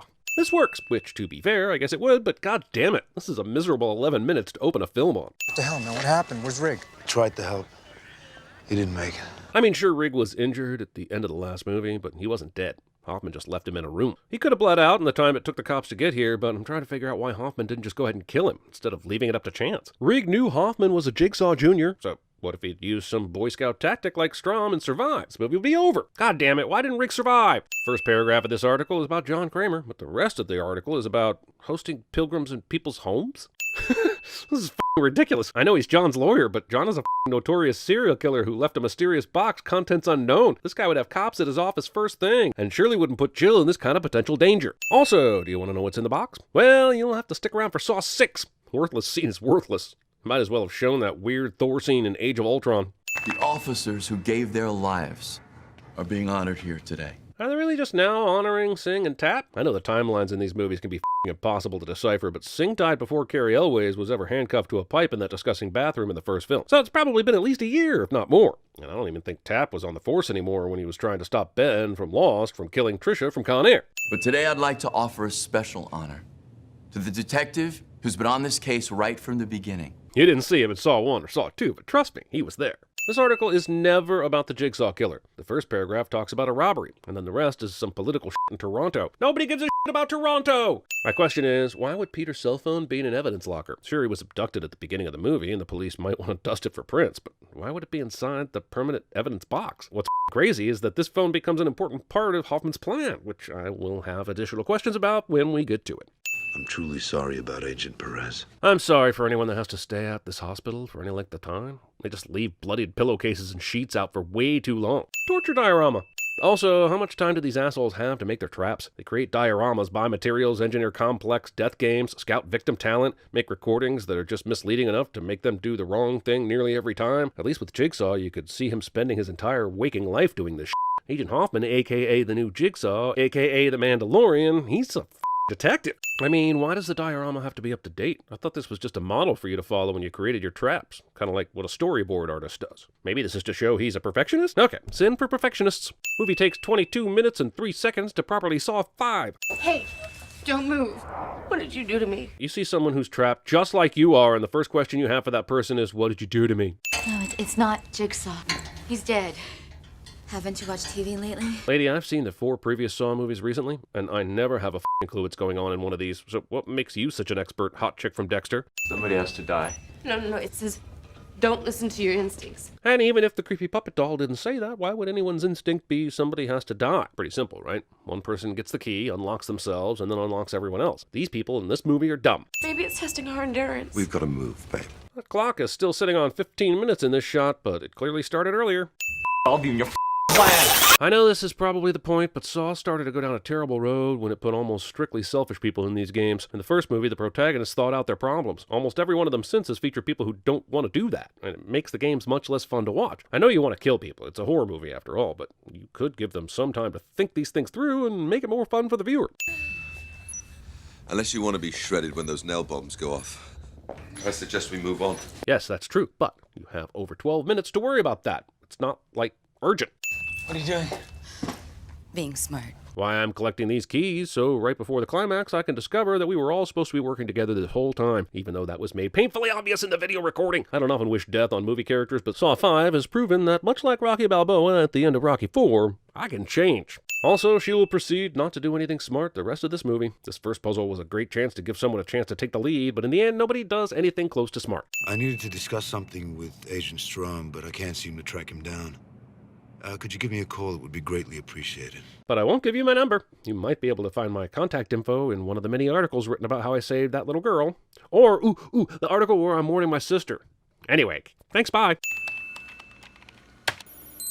Wow, that's amazing. What's even more amazing is that only one Mark Hoffman exists in the world. It's weird to me that this Detective Fisk has been there from the beginning, and he's on nearly every case involving Saw, but he's never been one of Jigsaw's targets, and he's never had much screen time. I guess he was never interested enough in the case to form enough of an obsession to get killed by Jigsaw like the other detectives. Looking up Seth Baxter gets Strom on the right track, but why did he focus on Seth Baxter? When he checked the list of Jigsaw victims, the first one Hoffman was involved with was Paul Lay. Seth Baxter was before that, and was assigned to Fisk and Carey. Wait, does the FBI database have newspaper articles stored there along with the grisly murder photos? Were these photos in the paper? Or is this article here just for the audience? This murder wasn't sensational and it wasn't of anybody famous. So would there be a full article about the funeral? People covering this story had no idea how much helpful information they were providing at the time. So now we find out that Seth's death by pendulum was before John died, and that Hoffman made it look like a Jigsaw killing. This movie plays so loose and creatively with time, it's almost impressive, if it wasn't for the fact that I have to keep deleting previous sins because the movie adjusts itself every 10 minutes. Not cool, Saw 5.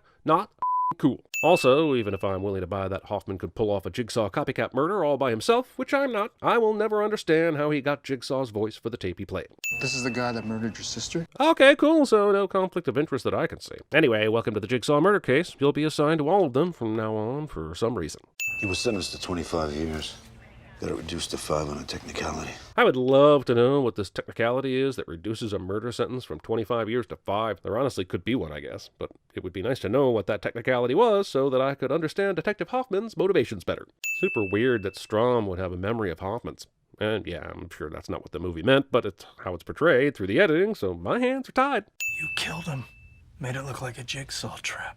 I got you. Sure, you can go tell Erickson that you experienced one of Hoffman's memories. That'll totally hold up in court. This crew has been off screen for about 6 minutes, and I had already forgotten they existed. With only 3 points of safety, which of you will be the odd man out? This video doesn't even think there's a chance that all 5 people came in here from the first room. It already assumes 4 people will be in here. There's even a chance only 1 to 3 people got out of that first room. Someone has a time-traveling DeLorean if they knew to say odd man out at this point. Hey guys, it looks like 2 people can fit in these things. Plenty of room. No need to do that is what I want to say, but I can't because, I don't know. I'll figure it out when 1 or more of you dies.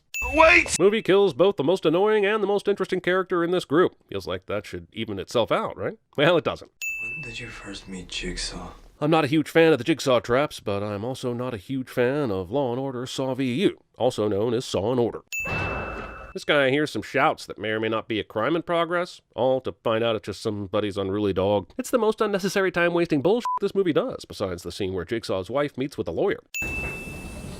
Do you mind? Movie makes out like the person saying this is the asshole, but the person who tries to get on the elevator when people are getting off are the assholes. End of story. But also, who the are these people? What the is this scene?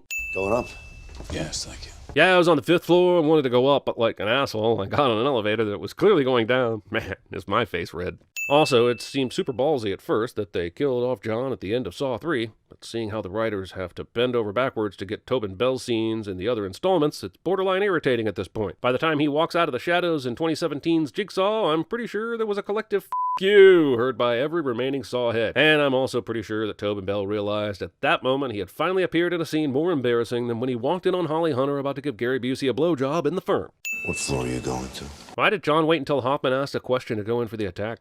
I think we're both going to the same place. Is it Disneyland? I really hope it's Disneyland. Jigsaw has said that he detests murderers, and that's what Hoffman is. But instead of putting him in a trap that's awesome, he constructs the trap that he made in the 4th grade. I know he wants Hoffman to work with him, but Jigsaw sold out when he made this trap. The blade on your pendulum was inferior. Pendulum shaming. If you want a true edge, you have to use tempered steel. Tempering's better for the long haul. Since when do any of the traps Jigsaw builds require multiple uses for a so-called long haul? Besides, the pendulum he used killed the guy pretty well. Not exactly sure what point is being made here. If a subject survives my method, he or she is instantly rehabilitated. I know Jigsaw isn't the best source for rehabilitation statistics using the Jigsaw method, but At this point, he's done what, 2 traps? We know this because Seth Baxter, the guy Hoffman killed, is 3rd on the list. He hasn't gotten to Amanda Young yet, and the first 2 victims on this list definitely died, so he doesn't know if his method works. Yeah, he's crazy, but he's also not using the scientific method, and that's a sin. What do you say we reconnect in the morning? You got it. But I won't give you a time. If you look up one of those articles where it details how I saved the little girl, I believe there's a part where I talked about what time I get up and my favorite places to go in the morning. Anyway, thanks, bye. I feel like I've seen this file room more times than I've seen the people involved in Jigsaw's game. I'm really starting to think this is an Exorcist 3 situation where David Hackle turned in this moving character piece about Strom on the trail of Hoffman, and one of the movie studio execs said, A, there's no Jigsaw game in this movie, and B, the movie is only 40 minutes long. And then another exec said, but don't worry, I personally know the guy who played Morris on 24. We'll get this fixed quick. Well, someone had to die. Even after you guys spent time in those cubby holes and survived the blast, it still hasn't hit you that more than one person could have fit in those things. Why is this barbed wire trap still here? This is a trap from a flashback in the first Saw, which, according to the timeline... You know what? Honestly, I don't have any concept of time in this series anymore. I guess it could have been yesterday. How'd they get you? The only reason I even know who the this guy in the barbed wire is because I've watched the previous Saw films in the last couple weeks. Imagine seeing this in the theater 4 years later after the first film and trying to reconstruct that memory. Also, Scott Patterson will now have his 3rd Agent Hoffman memory. I would say this is getting ridiculous, but I'm sending a Saw movie for the 5th time, so maybe I'm the problem. I know that Saw 5 is basically the story of how Detective Hoffman became Jigsaw's assistant, but considering that Jigsaw's already done this before without help, and Hoffman is a detective who should know a thing or two about kidnapping, it takes way too long to subdue this guy. Considering the setting, this should have taken 5 seconds, but it doesn't, because movie. Hello, Paul. Did you cut yourself because you truly wanted to die, or did you just want some attention? I can see why this trap was only given a brief flashback in the first Saw, because it's boring. There is another detective that you should be aware of. His name's Tap. I know who he is. First off, I hate it when movies make an antagonist omniscient. Second off, you're in the hiding place where you're about to watch Paul get killed. According to the list, Paul is the 4th victim, and he's the first one that Tap is assigned in this case. So the dialogue here about there being a detective who's getting close is all fan-servicey bullshit. I need you to lead him to someone for me. Jigsaw now pulls out the penlight that incriminates Dr. Carrie Elways, which is found at the 2nd victim's murder scene, which apparently hasn't even happened yet. This makes no sense at all. If Hoffman killed Seth Baxter emulating a serial killer, the only death he had to work with was the first guy. By rule, there wasn't even a serial killer at that point to pin it on. Also, that would make Seth the 2nd victim, not the 3rd. That leaves a lot to chance. Costas Mandalore would be amazing at sinning Saw 2. I did something, and a bunch of people were killed. I didn't mean to. They're still dead. Wait, is this movie saying that this tweaker has a lab back in his apartment where he's trying to revive a bunch of dead people that he feels guilty about killing? Because I'd love to see that movie. Nobody else knows. Somebody does. The incident Malik is talking about is him setting fire to an apartment building, and everybody in this game was responsible for it and covered it up. But somehow Jigsaw figured everything out despite all of that. Holy shit, her eyes opened! I thought we were about to get zombie Megan good, but we didn't, unfortunately. I'm just gonna say it. Those types of Bluetooth headsets are sins. They look stupid. And in a movie where I've seen bodies decapitated, blown up, electrocuted, and self-traked, this is still the worst thing I've had to look at. Agent Strom. And why would he be following you? That's a good question. What's a better question is why Erickson would be so quick to believe Jigsaw's ex-wife over one of his agents, because he 100% does. What's going on with Amanda? Didn't you tell me the only way to truly offer enlightenment is by detaching emotionally? Probably, but I'm also pretty sure Lionsgate told us that this was a brand new Saw movie and not just regurgitated bullshit from the previous films with Hoffman thrown in. This is one dog having a flashback away from being The Hills Have Eyes Part 2, or one guy screaming Garbage Day away from being Silent Night, Deadly Night Part 2. You can pick. Either way, you lose. You're connected. So in the end, all the pieces will fit together, and it'll be clear. And if it isn't, we'll make another movie where, I don't know, Carrie Elways is involved somehow. Here you go, Detective Hoffman. Here's a dossier for all the victims in Saw 5. But first, I need you to pretend to be a victim in Saw 4 while all this stuff in Saw 3 is going on. I could have just left this folder at the Saw office and told you to pick it up later, but I needed you to flip through it so that the audience realizes how connected everything is. You were supposed to be the hero. Is Strom just upset because he didn't get to be the hero? Because I think Strom is just upset because he didn't get to be the hero. This evidence locker phone that Hoffman is using still works, and even though it's been out of commission for 2 months, it still has a charge. Also, I guess it still has a SIM card in it. Peter would have gotten a new phone, right? Probably even a new number. All I'm saying is I'm not sure any of this is possible. But this phone is the most convenient thing ever for Hoffman's plan. Cowan, I want to put a locator on Strom's mobile phone. Yeah, Jigsaw's wife told me that he was following her with no evidence. Then that motherfucker calls me and just hangs up. And when I call back, he doesn't answer. It's time for a federal investigation of that asshole. Also, this guy never even tried to call Peter after Jill told him she thought she was being followed. If he really gave a shit, he would have tried to call him earlier, but he didn't. Now this call and hang up thing gets him suspicious? So this is the phone number that showed up on Erickson's phone. Two phones can't use the same number, so they should be checking for Peter's new number here. If you tell me that two phones can use the same number, they should be able to find the phone that is currently active. There are blades in here. We're an hour and almost 12 minutes into a movie with Saw in the title. I would say it's about damn time. Why are there 5 slots in this machine? Well, there are 5 Saws. Wait a minute. 5 Saws? Saw 5. Roll credits. The tub wasn't meant for one person. We were supposed to hold one cable each and suffer a small shock. Just a small shock? There were 3 cables that hooked onto you, but 2 of the cables had to be literally inserted or stabbed into the body. Also, all 5 cables had to be touching someone for the door to remain unlocked. So who would have been able to open the door? Also, one of the characters suddenly becomes smart when it doesn't matter anymore. The revelations are supposed to make you go, oh, but they make me go, ah. For in 15 minutes, if the beaker is not filled, the bombs will explode and the doors will be sealed forever. I'm not sure how the door sealing is even a threat when you'll be blown apart by jars full of nails. You could really just end the speechifying there. A dealer gave me an ounce of heroin to burn down an abandoned building. Why did the drug dealer get off so easy in this? Jigsaw knew everybody involved with this nonsense. He couldn't find the drug dealer? It wasn't abandoned. There was 8 people in there. 8 people died. Death's position. The fire! It's what connects us. 5th Saw movie inspires Fantasy Island 12 years later. Also, yeah. These 5 people are responsible for the deaths of 8 people. It's sad, it really is, but it has all to do with anything else going on in this movie. At least in the other films, the separate game tied in somehow. In part 2, the people trapped in the house were connected because Agent Matthews had arrested all of them and his son was trapped in the house with them, all while Eric was trying to figure out where he was. That movie might not be very good, but at least the storylines coexisting made sense. If Erickson thinks that a fellow agent is doing something wrong, shouldn't he have some other officers with him? Why do I know an FBI agent's job better than he does? Saw 5 answers the important questions, such as how exciting is watching FBI agents walk down mysterious nondescript hallways for 12% of the film's running time? Surprisingly, it's not exciting at all. Nearly a minute of these two screaming as they stick their hands in saws. Man, so glad these two met up at the end because this brings everything, well, actually this does nothing for the movie at all. We won. By the way, what stopped their bleeding after they got their hands out of the trap? If they gave 5 pints each, they lost even more after that when they didn't bandage up their injuries. And I can't say that I've seen any evidence that they did. However, if you choose not to, you will never be heard from again. Hoffman cheated like a motherfucker to frame Strom, and he lucked out on every single thing going exactly the way he needed them to. They didn't earn this ending, and if I were in a terrible mood, I'd add 50 cents. But goddammit, I love it. Along with the classic Saw, here's the you didn't know score, it's worth a cent off. I would love to know how Hoffman built these retractable walls for this trap, especially in the amount of time that he had to do it. Remember, he thought the first trap he put Peter in was going to do the trick, so he's had very little time to engineer the 3 rooms full of traps for the abandoned building fire people and find the space and equipment to create this special one for Peter. Hey, at least Strom doesn't have to suffer through Saw 6. Oh, fun. This is like when that hot naked lady got off on all that Heather Matarazzo blood in Hostel Part 2. You. There you are, sister. You killed him.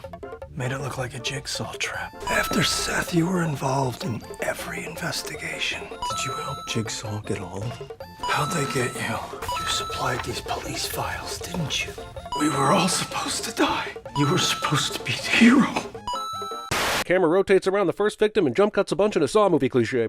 How does Jigsaw, or whomever is setting up these punishments, assure that the person won't pull the game-starting pin out when they're asleep? She's sitting up sleeping, and you're telling me she didn't move forward once? Also, we make jokes sometimes about whether a said actor won a contest to be in said movie. However, in this case, Tanedra Howard literally won a reality show contest to be in this movie. She does a fine job, but since I actually get to be right about this for once, she's getting a sin. You recklessly loan people money, knowing their financial limitations. So, I guess this is all the work of Hoffman, the new Jigsaw, and he's going after loan sharks? And he can only find 2 people to punish for that? None of this has any real connection to anything else in the movie. What's next? You sell pirated copies of Aragon to people at Burger Kings all across Queens. Your shameful bootlegs cost the movie industry an estimated $4,500 a year. However, only one of you may pass, and the toll is the ultimate sacrifice. If you're going to make a game where the two contestants have to cut out more flesh than the other person, it's probably not terribly fair to pit a smaller woman versus a larger man. If she wins, she's clearly making the bigger sacrifice. This is a stupid game. Who will offer the most flesh in order to save their life? Also, the movies are officially so far away from morality tests and complex puzzles and have gone full on into torture for torture's sake with these traps. And yeah, Hoffman is the one behind this and not Jigsaw, so maybe that's a reasonable story-based answer, but it still doesn't help with having to sit through watching a man slice off his love handles. This woman is trying to cut her left arm off, and this dude is trying to cut pieces of his abdomen out. And it's at times like these that I escape to my thinky place, where I remember Bruce Willis making the ultimate sacrifice at the end of Armageddon. It makes me proud of the human spirit, since that man dies with the knowledge that Die Hard isn't a Christmas movie. It's a welcome distraction for me until the carnage ends. Remember Cecil? I saw 7 months ago, and I don't remember him. When he pops back up at the end of the movie for the payoff to this scene, I probably won't remember him. How the f*** did anyone keep up with what was going on in these movies when they were released a year apart? Did everyone bring their notes from the previous year to each showing? I ask you, Special Agent Strom. Previously on Saw. This would be the equivalent of a money shot in a Saw movie. I'd give all the sins back if we discovered the Saw series as a prequel to the Resident Evil series. The assets for one of history's most notorious serial killers, John Kramer. Convenient John Kramer news position is convenient and news position-y. Also, is the author of this book giving a report on an actual news program about John Kramer's real estate assets? Where the f*** is she? Who selects a background like this for a report like that? And it must be nice to be able to promote your book any damn place you please. One more question. Who found the error on his application? The dog pit. They work as a team. We don't know about the dog pit and need an introduction to them, I guess. But Debbie would most certainly know about the dog pit. She doesn't need to ask about it. Found 2 application errors for a chronic Leo client. I mean, I always tell you every single new finding every time I find it, just so the audience can bathe in our unchecked stainery. Also, Eddie Winslow turned into a f***ing insurance investigator. That's all you need to know about How Much Family Matters. Who will offer the most flesh in order to save their life? The choice is yours. Scene does not contain black sheep. Also, Hoffman keeps recording through this. How's he not been caught yet? Hey man, it's like 2009. If you're gonna keep evidence of your murders around, why do you still use a reel-to-reel tape player to listen to your torture porn? And why don't you have video? Can I do a retroactive She Survives This sin from the previous film? Because I'm gonna. I thought Strom and Perez were FBI agents brought in specifically by Dina Meyer's character in Saw 4 to look into the Jigsaw murders. Why were they investigating the real estate scam? It had no bearing on a Jigsaw case until Saw 5. You were ruining people's lives. Awesome! Can we cut back to you and the other guy playing that Jigsaw game just as a reminder? Sweet! I had totally forgot. He wanted us to learn. And did you? Why would Hoffman ask this f***ing question? It makes him look suspicious as hell, and not once has Hoffman seemed to care about the lessons aspect of Jigsaw's crimes. He tried to copycat Jigsaw for his own personal reasons, got caught, and was forced to pay off a debt to John. He's not Amanda. Look at my goddamn arm! What the f*** am I supposed to learn from this, huh? Probably learned not to scam people anymore, I'm guessing. It's an abhorrent way to teach you that lesson, and I condemn it, but I'm guessing you won't scam anybody anymore. Kids. The skin abrasions, they're indicative of a knife with a partially serrated edge. All of the other cuts were made with a near-perfect blade of surgical quality. They're about to inform Hoffman that his sister's killer, Seth Baxter, had the same cutout pattern on his body, which would obviously be a mistake that Hoffman made when cutting out the 2 puzzle pieces on these victims. However, in Saw 5, it is shown that Hoffman uses a surgical scalpel on Baxter, and not the knife with a serrated edge, as the medical examiner claims. The same knife was used on only one other victim. And that victim was Seth Baxter. You gotta love how Agent Perez knew to stop talking so that Erickson could finish her thoughts. These two have developed a dynamic rapport after he helped fake her death. You're telling me that you can tell a different knife was used from a photo? No, but I can. I was the one who examined that body. I've examined every victim of the Jigsaw killer. Detective Hoffman, as a detective, should know like this. And if he's truly worried that they might catch him based on this kind of evidence, you'd think he would have kept the knives consistent on each victim. From now on, I work alone. How is that even possible? Hoffman has decided on a whim to start the game that night, and he still has to kidnap several people, set them up in traps, etc. Does traffic not exist in this city? Who's this? Unfinished business. Well, that should make him easy enough to look up and track down. Just look under you in the phone book. And I brought proof that it worked. Luckily, for dramatic purposes, you didn't see Amanda in here until I wanted you to see her. Kinda awesome, you didn't need to come in here and check an email and ruin the surprise. The Jigsaw killer may be dead, but the murders continue. And William gets kidnapped for his game shortly after the newscaster gives out the Jigsaw omen. That's either some serious karma or it's conveniently stupid. Also, how lucky for Hoffman that William was working late on the night he decided to preemptively start the new game. What would Hoffman have done if William wasn't an asshole and instead went home to celebrate his sister's birthday? I mean, he probably would have still found a way to capture William, but he might also have gotten cake. And Hoffman doesn't deserve cake. Only closers get cake.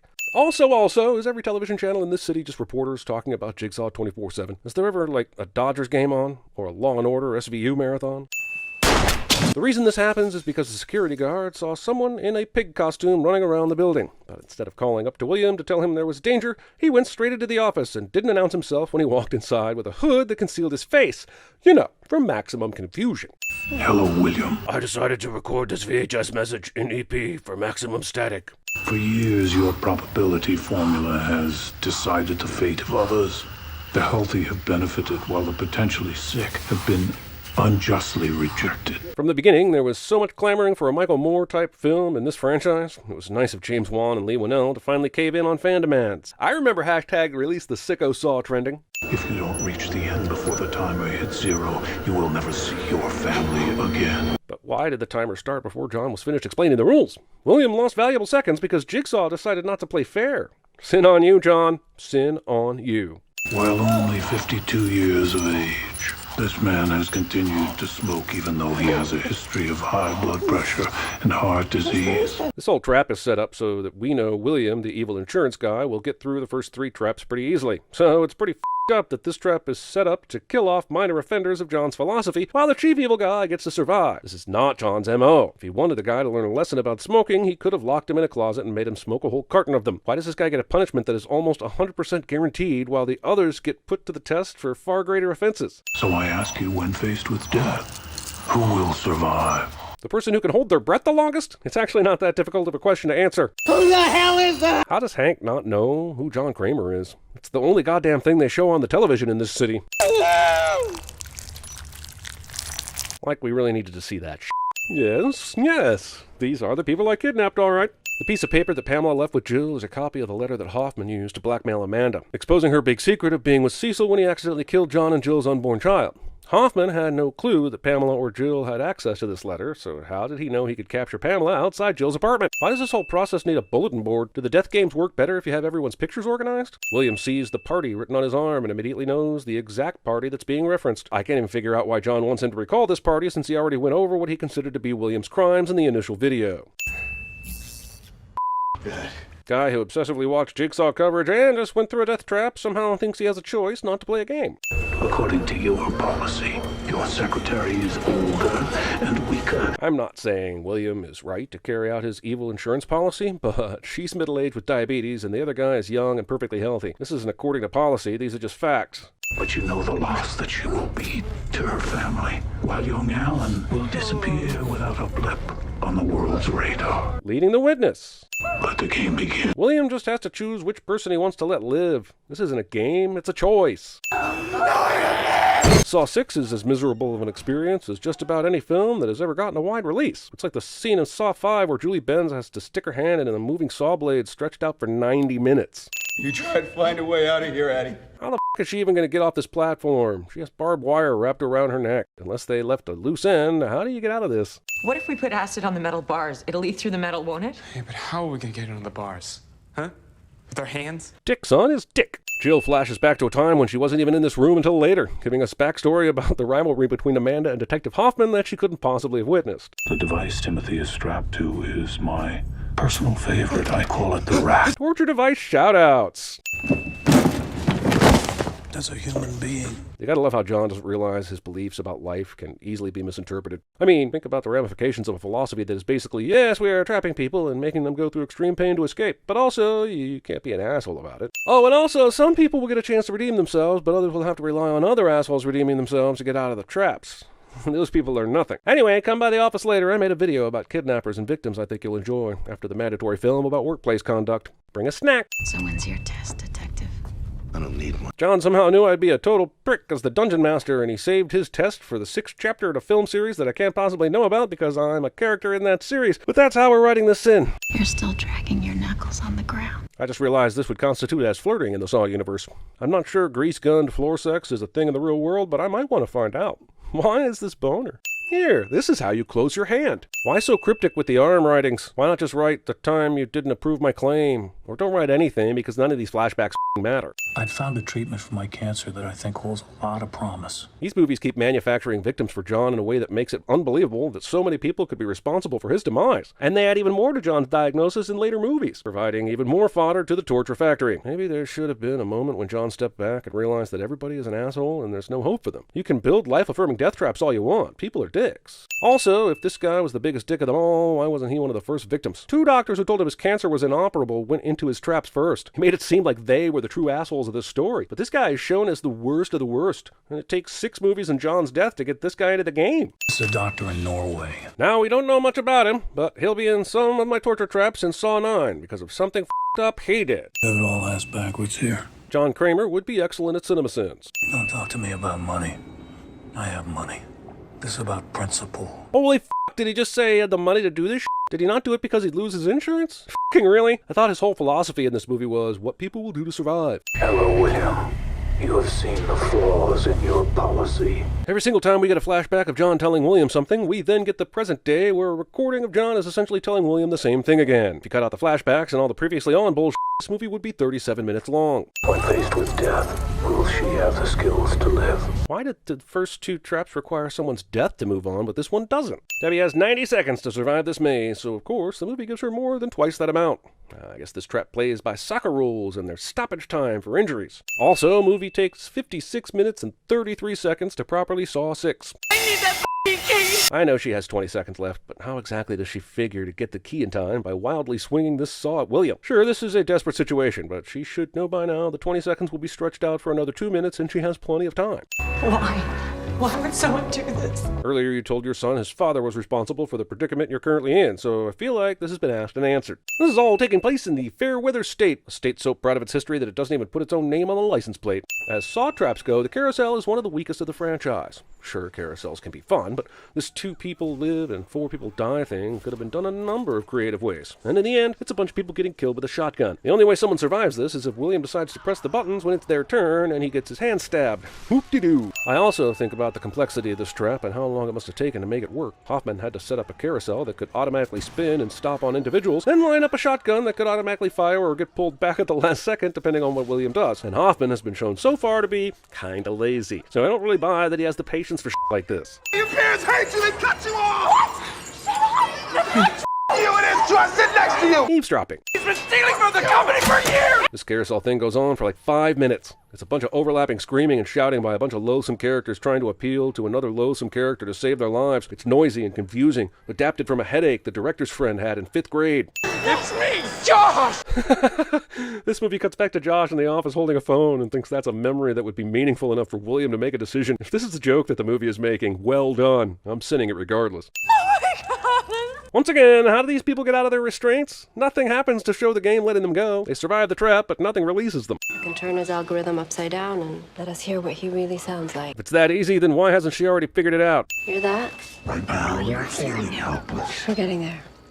Come on, I thought you had something to show us. I mean, yeah! The only reason why Hoffman is even here right now is because Perez and Erickson called him into the main office to tell him about a fingerprint with a trace of Freon on it. The analysis was incomplete, which means calling him in just for that was useless. Then, while he was there, the technician unscrambling the tape called Erickson and told him she was finished. So they asked Hoffman to tag along since he was already with them. But somehow, the tech still has work to do, and it gives him a chance to kill all these people once they find out it's his voice on the tape. I'm not saying this sequence of events wouldn't have happened. I'm just saying the movie's reasons for Hoffman being at the lab right now are weak as Listen, it's getting closer. This whole scene feels like a remake of The Last Broadcast, when the guy making the documentary is in the room with the woman cleaning up the video he found. On further analysis of Strom's fingerprints, it was found that the uric acid levels in the eccrine gland residue were inconsistent for an individual with an active epidural metabolism. This is a long way of saying Strom was dead when he left those fingerprints, but honestly, isn't this the kind of thing you could have told him about earlier? You called him in especially to tell him about f***ing Freon, but you didn't tell him about this huge clue until now? You might be thinking, well, they must suspect Hoffman, but nothing the FBI agents do in the scene suggests they're ready to pounce once the tech descrambles the voice on the tape. You'd think they'd be a lot more careful around him if they think he's behind all this. Also, I'm beginning to think Hoffman is a terrible detective. How would he not know about dead fingerprints? Why is Agent Perez shooting indiscriminately in the dark? Did she even get a clean look at Hoffman before she started firing away? If she didn't get stabbed right after this, I'd think she's in on it. Hoffman pulls out Strom's hand that he's been using to frame him with, which means the movie thinks it's perfectly natural to flash back to how he acquired that hand, which is something we already knew and don't really care about. Also, grabbing a detached hand from a corpse without gloves. This is still putting Strom's fingerprints on things, even after he was just told that they could figure out if the person was alive or dead when they left them. And he's gonna burn this place down anyway. This guy is the dumbest motherfucker ever. I'm adding lots of sins. Gaslighting. Jill strolls into Hoffman's lair without a care in the world. Kind of makes you wonder how all this would have gone down if the FBI agents didn't call him in to learn about Freon fingerprints. We never see much of the outside of this place, but I'm kind of wondering how Hoffman doesn't see Jill's car outside. Sure, she may have taken precautions to park far away from the building, but considering how little care she took for walking inside, I'm not ready to give her the benefit of the doubt. Okay, you can pull it. I love you. Trusting your kid to know better than you when there are vats of hydrofluoric acid that could spray down on you at any minute. Doesn't even work!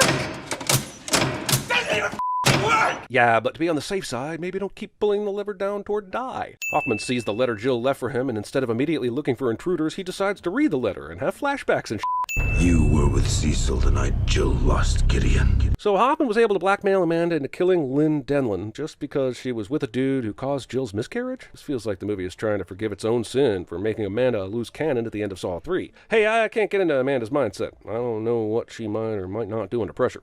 Just seems like she'd know John would take this information with a grain of salt. She already went through a test for her sins. Also, this brings me to the next question. Why is Hoffman writing a letter anyway? Why didn't he just get Amanda in private and tell her what he knew? Why leave a paper trail? Kill Lynn Denlin, or I will tell John what you did. Also, this plot twist means that Hoffman knew something that John did not, and nothing in all the other movies would lead me to believe this is possible.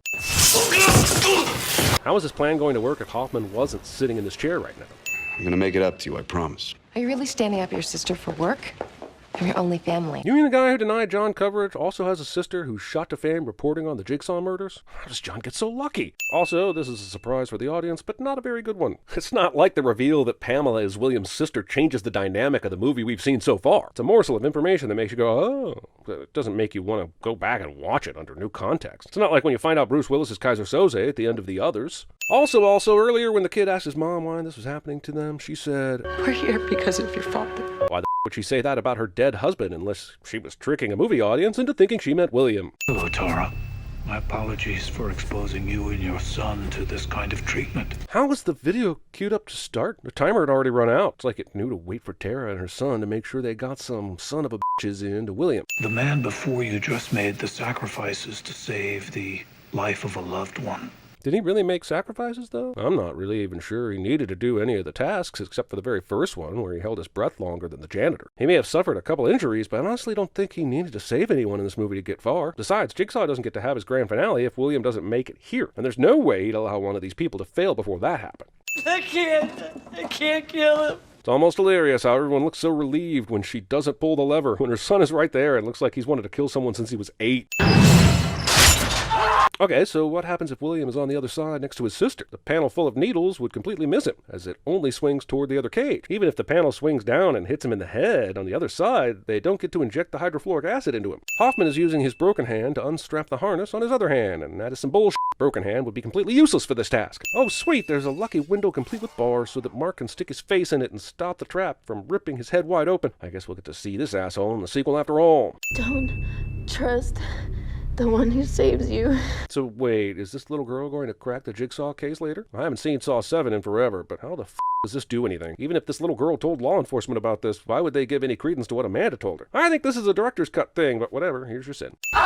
Game over. Opening the 7th movie in a franchise with the ending to the first movie, even though the 6th movie ended on a cliffhanger, all of which makes me feel like I studied for the wrong exam, had I studied at all. Constantly interrupting your tense opening scene by cutting back to obnoxious 3D credits. This would be really annoying if I gave even one microscopic about what we're cutting away from. Hey look, it's the doctor guy from the first film who cut his foot off. Congrats. You're about to f up the only film in the franchise that was halfway decent and actually made sense on its own. This place is supposed to be abandoned, but even if it were active, there isn't a steam pipe in existence that would be hot enough to successfully cauterize an amputation. I know that for a fact. I mean, I've heard it's a fact. For those of you that were excited to get this follow-up to the first movie, tough shit. It ends here, but fear not, you'll get more in about 80 minutes when it all comes full circle like a poorly rendered 3D serrated plot boomerang to sever any remaining fondness you had for the franchise. I love the idea, as much as one can love an idea in a Saw movie, that one of Jigsaw's games happens in a public area. However, the movie expects me to believe that this entire contraption could be constructed in this very popular area of the city without anyone witnessing it, and I do not believe you, movie. What the f is this? What the f are you doing here? What the f are you doing here? Holy f***ing that's a lot of f***s to get through in 8 f***ing seconds. F***. I would love to see the instructions Jigsaw left behind for whomever of his followers built this contraption that said, make sure everyone is fully clothed, but let's also make sure we're able to get some good cleavage shots of the woman. This has everything to do with the lesson I'm teaching, I promise. Hello, Brad. Here's your reminder that John Kramer designed this doll for a child, and not a child he didn't like, his child. So because Dina has manipulated Chad 1 and Chad 2 into stealing a few things for her, they now have to choose who to murder in this death box? After variations on making dirty cops and the healthcare system pay over the last 6 films, we're now relegated to agonizing deaths of f***ing teens committing petty theft? What are you f***ing staring at, you motherfucker? Do something! Yelling at people that have nothing to do with your current predicament and trying to make them feel bad is about the most Brad thing I could possibly imagine. While attempting to look at literally anything other than these two playing Tag You're Dead, I noticed that this doesn't even appear to be an abandoned shop. This place sells tools or mannequins or mountains or some shit. Did none of the employees think it odd that their storefront had people in it? Of course, the alternative is that the shop is abandoned and whoever set up the trap also went to the unnecessary step of window dressing it too. And f me, I'm not nearly baked enough to buy that reasoning. We can't show any of it, but all the blood in this scene looks faker than the Klingon blood in the undiscovered country. Somebody help her! This chuckle thinking that Dina could still potentially be saved. Maybe he was f***ing her too. Previously on Saw 6. Also, so far, we've seen the ending of the first Saw, a trap with some random teens, which, by the way, has nothing to f***ing do with the rest of the movie, and now the end of the 6th Saw, which means 9 minutes later, we can finally start Saw 7. 85-minute movie has time for this! Jill is running away after realizing that Hoffman escaped the reverse bear trap, but how the f*** does she end up running toward him to hide behind this clothes rack? The body of Umbrella Health CEO William Easton has been identified. News previously on's position. I'm sure everyone's favorite day at the police academy is when they show you how to sew your face back together after a mechanized trap has ripped it in half. Also, I don't care if we see every single stitch. Thanks for that, by the way. You could show me Jesus Christ himself descending from the heavens and using Tinkerbell's sprinkles to stitch this up, and I would still not believe he survived this. She looks crazier than a sack full of cats. That's caddist. And sexist, but mainly caddist. I'll give you evidence, whatever you want, as long as I have your protection and complete immunity. Do we have a deal? Oh, yeah. Yeah, we have a deal. Unless I missed the part where Ryan Gosling also works in the district attorney's office, he has zero right to grant immunity. Gotta get rid of all my IDs, but only after I show them to the camera, like a completely normal human being not being filmed with. Now, you survived a trap created by the infamous Jigsaw killer, correct? Discount Norman Reedus is actually full of shit and is just riding the Jigsaw victim wave. The problem, though, is that there have been so many bland victims by this point that I just assumed he was in a trap, and I'd completely forgotten who he is. Also, how has Bobby managed to get away with this deception? Jigsaw will even show up at a past book signing, meaning Bobby published this book while Jigsaw was still alive. Why would you ever take any kind of chance on incurring the wrath of a goddamn serial killer? Tell me more. Tell me about the actual experience. Yes, please describe your traumatic torture experience on what looks like a morning show aimed at Middle America. Right then, something inside me started to grow. Weirdest boner ever. But that's the heart of the story. Fake story or not, telling a supposed Jigsaw survivor what the heart of their own story is pretty f***ed up. And so the sin, as always, is publicists. You want to know the only thing wrong with killing you, Jill? I can only do it once. Well, at least we're getting to the finish line of this Hoffman versus Jill story thread, and this isn't just some dream Jill's having. Damn it! Also, why would Jill's dream subconscious create a Hoffman with a stitched up face exactly like the real Hoffman? The last time she saw him, he was so f***ed up she could have checked his fillings. Seems weird that her dream is more concerned about shocking us than it is shocking Jill. Using 8-track cassettes in the year of our Lord whenever these f***ing movies are set, unless it happens to be 1980. Also, what the f*** triggered the cassettes to go into the player? Evan wakes up and starts wildly kicking and screaming, but how does the tape know that? Hello, Evan. You, your girlfriend, and your friends are all racists. I mean, racist, but it sure does feel like the movie threw this in the opening trap in here because it knows the real game doesn't start until the 30-minute mark. And clearly we couldn't possibly survive that long without watching some assholes die in the most graphic way possible. Live or die, Evan. The choice is yours. This 30-second timer will take 1 minute and 26 seconds to get to 0. Evan had almost 3 times longer than he thought he did, and he still screwed the pooch. How exactly did the car start? I mean, once again, racist and all that, but that doesn't change the fact that this car remote starting is all the bullshit. Ceramic gnomes dressed up like elves. He was abusive. I tried to stop it before. It looks like this lady survived her trap by pushing her ex into a bunch of upside-down lawnmowers? Putting aside the logistics of setting that up, this means that her game wasn't based on a choice. This was just a matter of strength, right? If anything, the abusive partner has the advantage here, and how is that f***ing fair, John? You want to know the best thing that happened to me after having to cut off my own arm? Okay, Miss Pity Party. Yes, you were asked for a pound of flesh. But you didn't have to cut your arm off. I think a leg or a couple of feet would work too. What the hell is a camera here for anyway? The better question is, how are you only just noticing it? Wouldn't everyone have had to sign a release form before having all their trauma recorded for broadcast? We should never be ashamed of what we've gone through. Because we are good. And we are strong. Pretty sure the main reason anyone got in the Jigsaw traps to begin with is because they were not good. So that would be a very weird lesson to take from the horrifying experience. I'd like everybody to have a look at something. You better come take a look at these nipples, cliche. We'll find out that his wife has no idea Bobby is lying, but how hasn't she figured out these scars are fake? I'm guessing they've touched each other's naked parts at some point, and Bobby doesn't strike me as the kind of guy that would actually scar himself for this long con.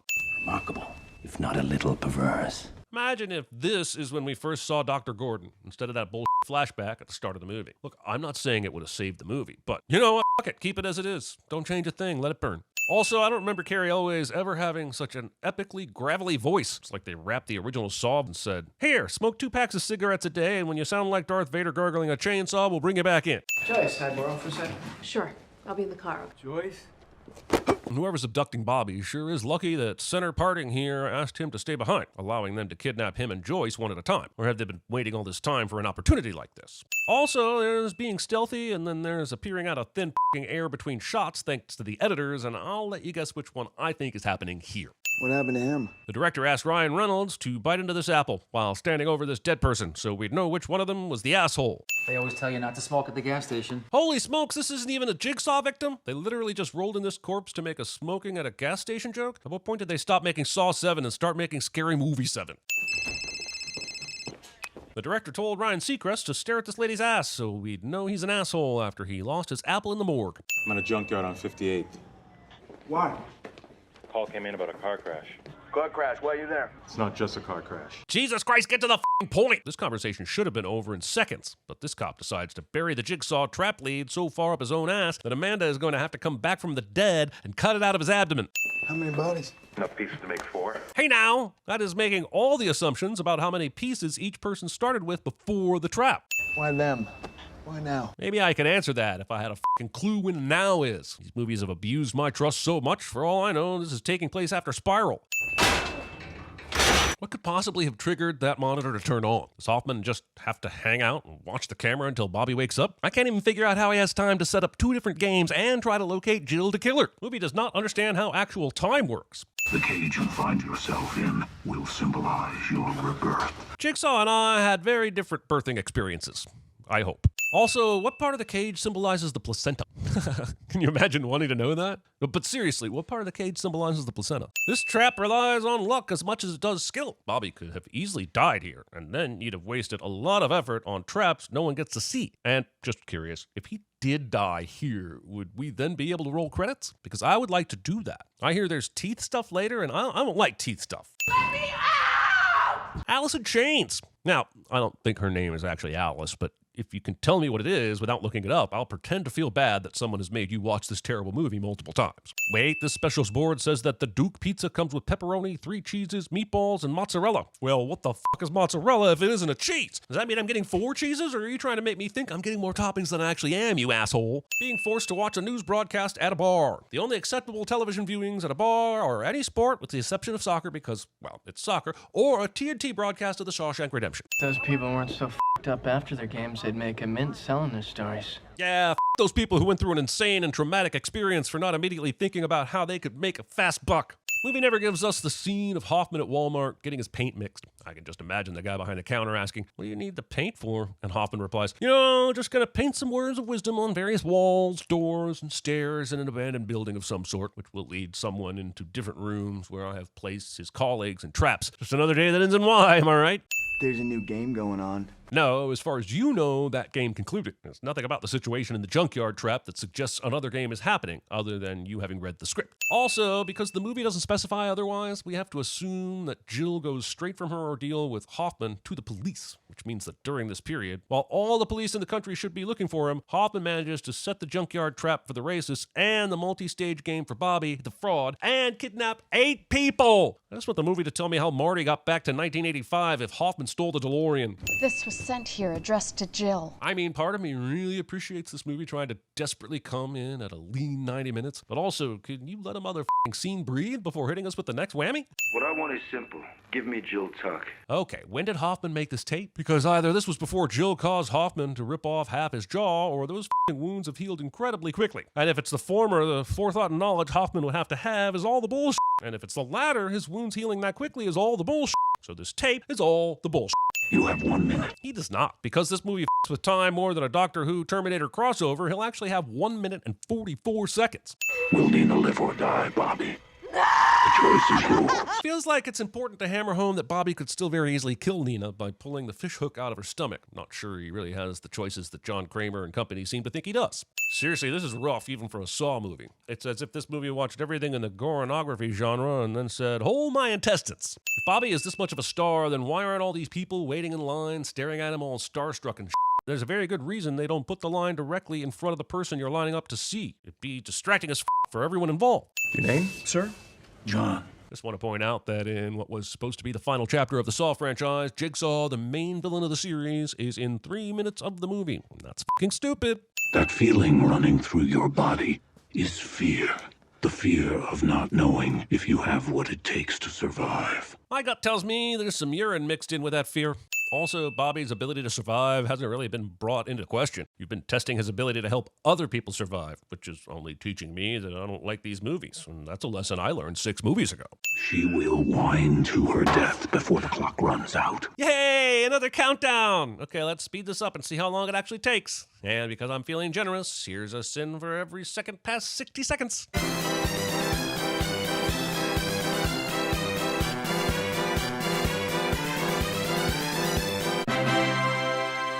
Also, what really sucks is that Bobby actually did hold out for around 38 seconds. Okay, Hoffman could be rigging the games, but don't act like Saw wouldn't beat us over the head with it if that were the case. No, Bobby. Even though Bobby was just told exactly what he had to do to free Suzanne, he still runs away from the lever and wastes precious time seeing if he can unstrap her, which he knows he can't. Bobby is fucking worthless. What are the chances these metal attachments going straight into Bobby are not hitting any major organs? I'm willing to lay my bet around the line of not likely. I don't blame you for not giving me Jill Tuck. Hoffman didn't even tell Gibson where to give him Jill Tuck in the last video, so not sure Gibson could have granted that request regardless. Look to where you're being led. This obvious trap leading Gibson to a location is so obvious it came in an email where the subject line is "I'm here," and Gibson still doesn't prepare for this trap to be a trap. Look beyond the crossroad to the clear dawn. Do you see it? I get it. Let's go. Why is Hoffman being so cryptic here? Why wouldn't he just tell Gibson exactly where he needs to go? And if he needs Gibson to be at a certain place at a certain time, why not wait and send the email exactly when he's ready? Do you know where Joyce is? Asking your friend, who is currently hanging on for dear life at a fucking game devised by a serial killer, if he knows where your wife is. Don't move! We're not on the ground floor, and a lot of this floor is missing. How did Hoffman, or whoever put this trap together, know that this dumbass wouldn't walk into thin air and die before Bobby even got there? if the noose around Cale's neck is not removed within 60 seconds. Hello, Jigsaw. You have spent your franchise abusing the sanctity of time itself. You promised to give your victims a set amount of seconds and then exceed those seconds like a monster with no regard for the nitpickers that so vigilantly care about shit like this that doesn't matter. This is your final opportunity to get your shit in order or your sins will be recorded for all time. Tick-tock, motherfucker.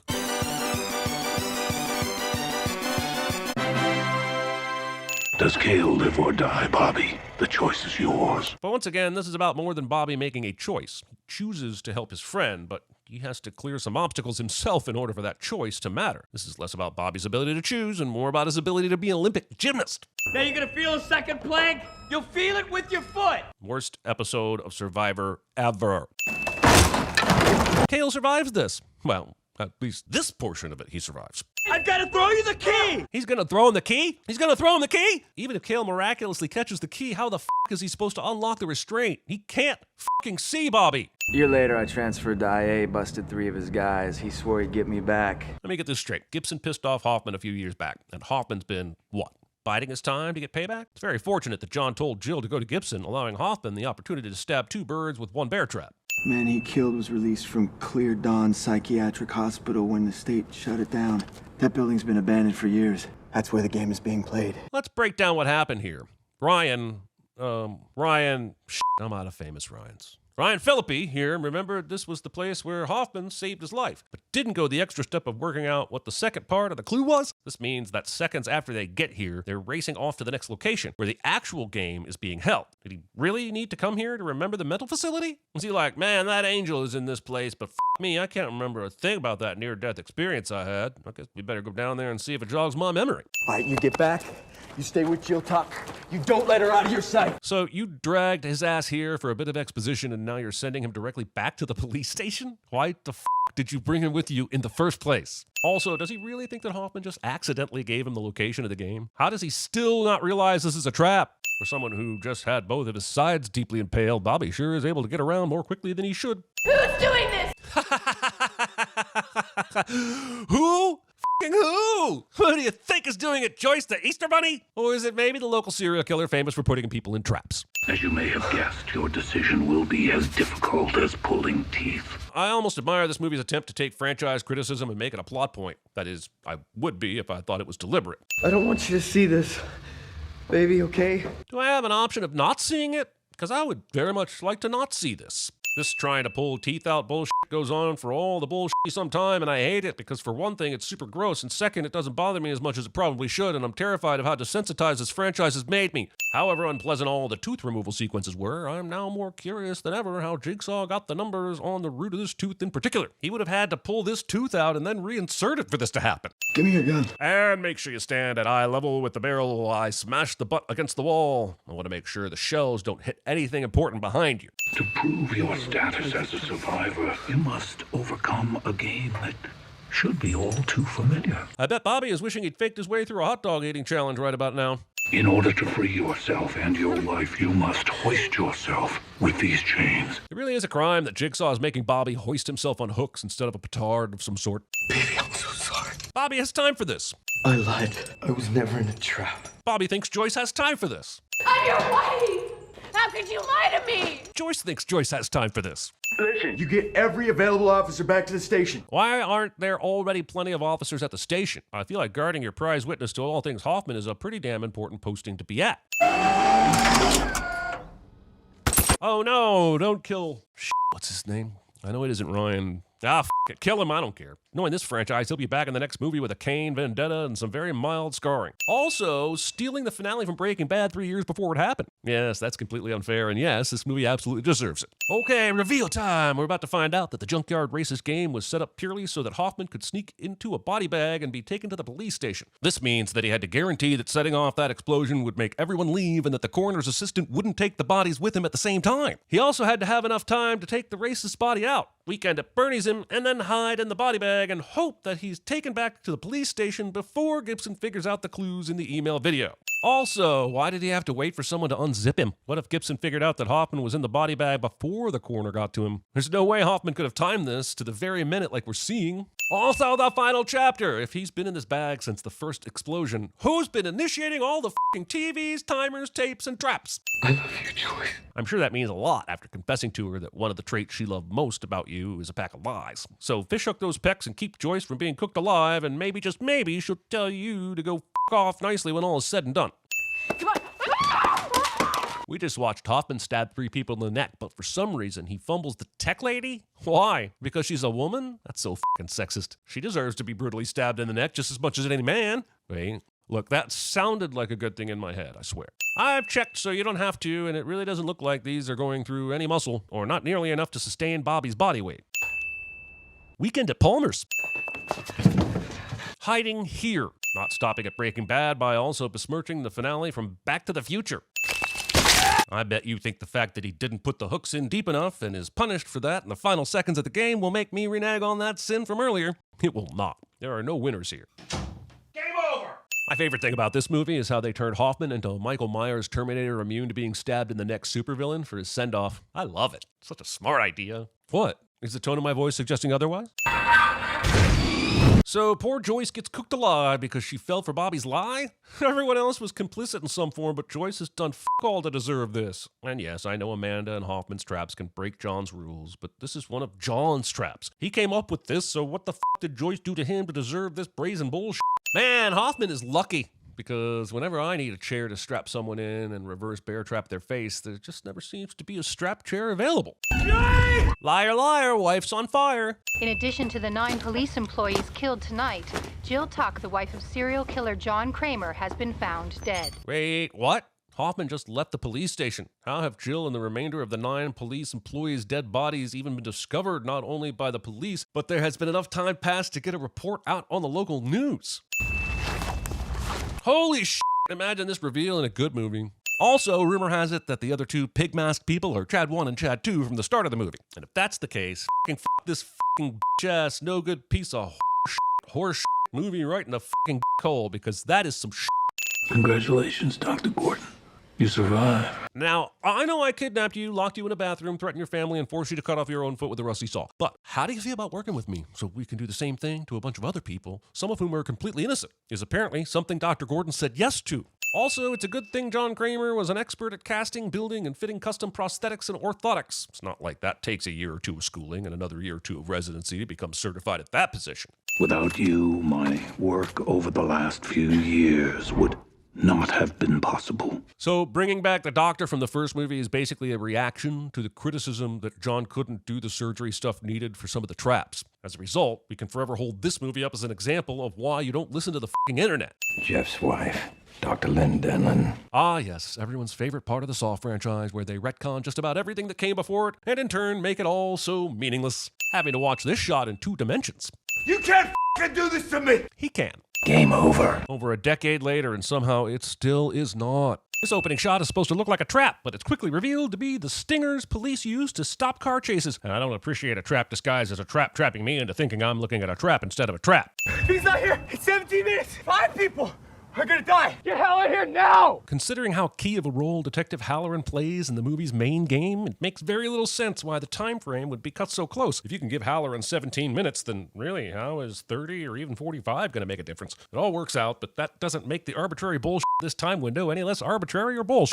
Asshole detective drives a vintage sports car cliche. Target the remote. If he moves to trigger it, blow it to shit. Standing down range between the target and the people you've just asked to shoot said target. I'm not f***ing dying! He is. It's started. I mean, it's been 3.5 minutes. It's about damn time. I've got a brisket cooking. I'm a strange man who notices strange things, and this bucket in particular is very confusing to me. Obviously, the movie has made it unique so that we remember it when the Logan reveal happens. But why are the paint drips running the wrong way? Shouldn't they be running from the opening of the bucket down instead of from the bottom up? What the f*** was it being used for? Why would you use a paint bucket upside down? I'm sure you're all wondering why you're here. Because despite diminishing box office returns, horror sequels are still insanely profitable? Because brand recognition carries more weight than innovation? So that Scream 5 can exist? Take your pick. I want to play a game. you! My answer every time someone in my family suggests a game night somehow makes its way into this movie. Also, flipping off a PA system. I'm offering no blood. I'm offering no blood. Imagine figuring this out and still deciding to offer up the entire length of your forearm instead of the edge of your hand or butt cheek. Movie, in true Saw fashion, slices its own foot off by playing the old, if you don't actually see the character die, then there is at least a 100% chance they didn't die and are behind the entire thing game. Placing anything found in this room on an open wound. Do you want the random stranger to get an infection? Because this is how you give the random stranger an infection. And I hope for all of our sakes that it is a game. Yeah, why is that, sweetheart? This game's gonna be won. Not Jenga. No one screams until this very moment, because Random Running Girl is the one that has been assigned the character trait of dramatic timing. Let's get this thing off. Laser shadowing. They remove the bucket to reveal the top half of this guy's face has been sliced off, but where did the top half go? It can't still be in the bucket, because we see them set the empty bucket down over here. The killer likely removed the bucket to take the jigsaw piece from the guy's neck, but why wouldn't he keep the other half of his face in the bucket? Someone's been studying up on John Kramer. Copycat? Hope not. Kramer's been dead for 10 years. Yeah, that's why she said copycat. This is much more about telling us when this part of the movie takes place than a genuine response to her speculation. You got a computer we can stick that in? Here's an unsolicited PSA to never stick a random USB into your laptop, especially one you find inside a person. I feel like we can never point out enough that this was originally a doll designed for a child. That's not creepy at all. The sad thing is that after the 8th time around, it genuinely isn't anymore. Also, I guess Ryan is supposed to represent the movie's comic relief, so it's unfortunate that he is neither funny nor much of a relief. Wrapping the chain around this huge support beam probably would have worked, but only if she'd wrapped it the whole way around. Contestant number 2 once again receives top marks for lateral thinking, but a disappointing tetanus out of 10 for execution. Mitch grabs the tape, which stops the chains, but what if he hadn't grabbed the tape or hadn't spotted it at all? They'd all be dead, and it would have nothing to do with their ability to admit their sins and everything to do with Mitch not having great peripheral vision. We will begin with one. One who is not only a liar, but a thief. But what if Carly hadn't survived the first test? We know John is behind the scenes right now, but does he have an alternate trap ready for every contingency? No matter who dies and in what order? Do you know how many permutations he'd need by the final trap? Well, it's add to 5, carry the 4, multiple by I don't give a whole lot of fucking bullshit. When you had a chance to fix the harm that you'd done, you chose to do nothing. Holy shit. There's no way that Carly literally sat there with $3 in one hand and an inhaler in the other. Sophie's choicing her way through the moral dilemma. She grabbed that $3 and ran. Wait, she even ran off with the f***ing inhaler? Why? Why did she even pick it up? Check yourself for marks. Huh? If he injected us, there could be marks. Yeah, but isn't the bigger giveaway whether or not you have a memory of pinching a f***ing purse? That's not the sort of shit you do so often that you forget even doing it, right? My thrift store Wolverine costume from college somehow makes its way into the movie. Yes, my local thrift store sold needles. No, I didn't ask why. $3.53. What a life is worth to me. $3.53 is the amount that Carly stole from this lady, but how the f*** could Kramer the clairvoyant have known that? Could have been watching the whole thing and still not know the exact change. Shit, I bet the dead lady didn't even know how much change she had. Somehow, while flailing in midair, Ryan manages to pretty accurately stab Carly in the neck with all 3 needles and inject their contents. Not impossible, but the fact that we cut away before it happens speaks volumes. There's more numbers on the inside of this. Could be the combination. Okay, but what if the needles had been smashed, damaged, or lost? Why have a combination door at all? It's not like they could get through it until they're freed from their chains anyway. Have it open when the test is over, like all the other games. If they all die in here, John has wasted a lot of time and effort. My time and effort. The partial decapitation was made by a circular saw. I have no idea how the circular saw we see at the end of the movie managed to pull off all the partial decapitation we're not allowed to show you here. These saws aren't at an angle at all, which means that this guy somehow positioned himself so that the saw cut diagonally up or down his face while making sure his body wasn't sliced at all. Was he trying to die in this way? I don't know how you accidentally diagonally cut your face off with a fixed horizontal saw. What's your sin, Ryan? Hey, that's my job. Sold bad mortgages, sold good coke, cheated on my taxes, cheated on my wife. Okay, I can buy the adultery part being a sin, but I don't think the Bible had much to say about cocaine, taxes, and subprime mortgage lending. And no, that was not an invitation to quote chapter and verse at me. Get that shit out of my face. That is a shovel, Mitch, and it does not appear to contain any fecal matter on or around it. Guys, there's a tape. Mitch manages to pick the exact floorboard that reveals the tape because John is just a f***ing psychic, and there's no other way around it. I mean, why even try to hide the f***ing thing? You want them to hear you gloating, so why not put it under the floor where the trappee is trapped? Okay, how do we get the tape? I can think of a few ways, but just don't try and do it with anything clumsy like a f***ing rake! How the f*** are you expecting to pick up a f***ing tape player with a f***ing rake, Mitch? Majeski's disease. It's a virus. Mostly known because when swine get it, farmers have to wipe out the entire sounder. I'm impressed. That she knows a group of older pigs is often referred to as a sounder? Me too. I always just assumed they were referred to as bacon. Dr. Nelson, another one. Possible jumper. And I speak every sentence like it's a chore to get through. Also, they came here in their fucking scrubs to a crime scene they believe is linked to the other killing. They are cross-contaminating the f*** out of this crime scene. Puzzle piece. Jigsaw. Roll credits. Also, hasn't this already been established that either Jigsaw or someone imitating Jigsaw has been committing these crimes? It seems a little redundant to be surprised or impressed at this point, Eleanor. Oh, you f***ing dumbasses. I don't know what's dumber, that neither of them thought to wedge this door so it couldn't close on them, or the fact that John knew they wouldn't and built this trap around that very fact. There is, however, one person who can help you. Ryan. If he pulls the lever before you're buried alive, you will live. I'm willing to concede that John targets Ryan here because he's watching all this and made this audio while they were f***ing around after Ryan fell for the trap. But how did he know anyone would fall for the trap? What if all three of them had walked into the silo and grabbed the remote? Then they're f***ed with no game to play. This game depends on one of them being on the outside and stuck in this trap. This isn't just predicting human behavior. This is writing the f***ing script so it benefits you. Half of it's bullshit. Posers, but there's some stuff on there that is really messed up. A lot of sick Describing your franchise and insulting your target audience in one sentence or less. I mean, 3 months ago, she was offered a job running the show at the Cleveland City Morgue. Why didn't she take that? Would you want to move to Cleveland? Hey, that's Clevelandist. Also Cleveland. Having your life expectancy depend on f***ing Ryan. Look, John's rules for this game were... If he pulls the lever before you're buried alive, you will live. Buried alive is very different from buried up to the nipples and killed by a flying Home Depot delivery.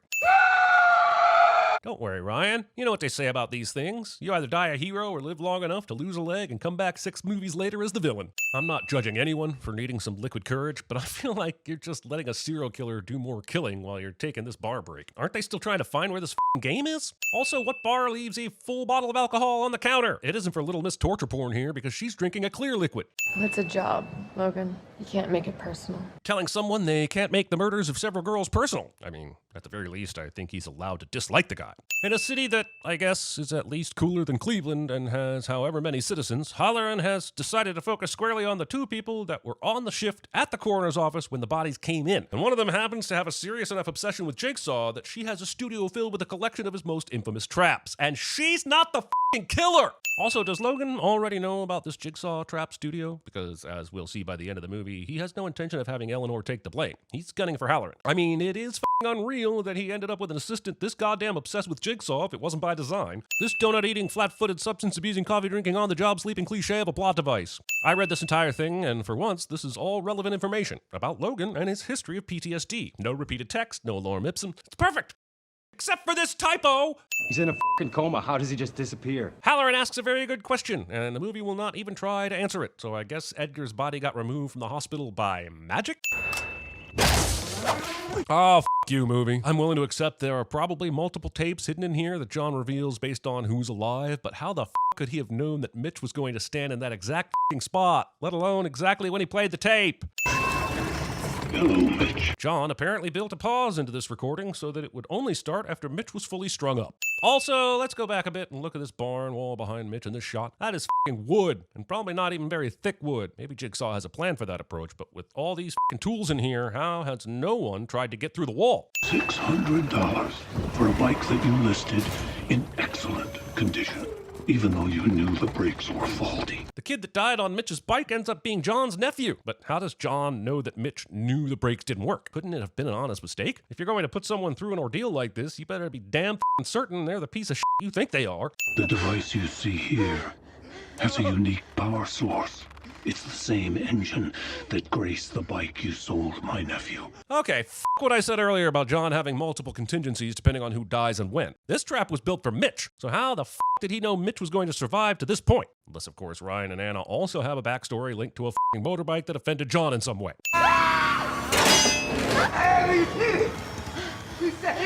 Premature celebration. Also, I guess Mitch will use this valuable time to grab the brake and save himself, right? Ah, well. Edgar Munson was in a coma. You got one job. You can become a police officer just to watch over people in comas? Is the pension still good? Pulled a Houdini. Nobody saw shit. Not only does nobody see shit, but apparently this hospital doesn't have a single fucking camera on the premises that spotted a dead body being carried out of the building. And this nonsense once and for all. John Kramer's dead and has been for 10 years. Premature exhumabration? Let's just say you can call off the hunt for Edgar Munson. Somebody just switched John's body for Munson's, but how the hell did they do it so quickly? Munson only just went missing, and wouldn't the press have been stalking John's grave ahead of the exhuming? And wouldn't the police have noticed signs that the grave site had been very recently dug up and reburied? I don't know whose wedding is back on, but how unfortunate to get stuck on the same front page as all this serial killer nonsense. Also, from the book of Also, the article under the Jigsaw Strikes Again headline isn't about the Jigsaw murders at all, and is actually reporting on a new online service from Ticketmaster that will make it easier to buy tickets to sporting events. Look, rigging a corpse to fall with the pull of a light switch is certainly possible, but goddamn do I question whether Logan could have done this on his own. And is it really worth the trouble? He wants the cops to find this body, so why go through the drama other than to give us another bullshit jump scare? I just saw a third body. Looks like it's been through a meat grinder. And you have always struck me as the meat grinder kind of killer if you were ever going to go there, so please put these handcuffs on. Who found the body at Eleanor's studio? Eleanor? I mean, technically you were there as well, Hunt, along with several other investigators. But sure, we can try to make this convenient square fit in an inconvenient hole, because you're a detective that probably went to one of those rich colleges I keep reading about in the Saw Gazette. IA hasn't connected to multiple homicides going back years. And now Hunt is with goddamn IA and is secretly working a case against Halloran? With all the behind-the-scenes bullshit going on, I feel like the new Jigsaw murders are only the 5th or 6th wildest thing going on in the city. Let me get you proof. Let me open up Edgar Munson. We match that slug to Halloran's gun. Again, that doesn't prove shit. They all open fire on Munson. Maybe he's just a bad shot. He's bad at everything else. Why not shooting perps too? Careful with the cigarette littering, buddy. If you're not careful, someone with the right knowledge will trace it back to you. And then you'll end up fighting for your life on a farm with Seth Rogen. And honestly, who knows if Danny McBride will be there to save you after the way you treated him earlier. Sorry, sometimes I get bored and just imagine the endings to other movies. Imagine this reveal in a good movie. You lied to the authorities multiple times, Ryan, pinning the blame solely on the driver, your deceased best friend. But how would John even know about this? This happened decades ago. Unless he was on the road that night watching the incident, he would have zero knowledge of Ryan's guilt in the matter. Shut up! Once again, John didn't actually witness shit. He heard a mother suffering from postpartum depression shouting at her baby and then assumed the rest. Now he ends up being right, but how the f could he have known this for certain? It's not like she did this with the curtains open. How do you know this is it?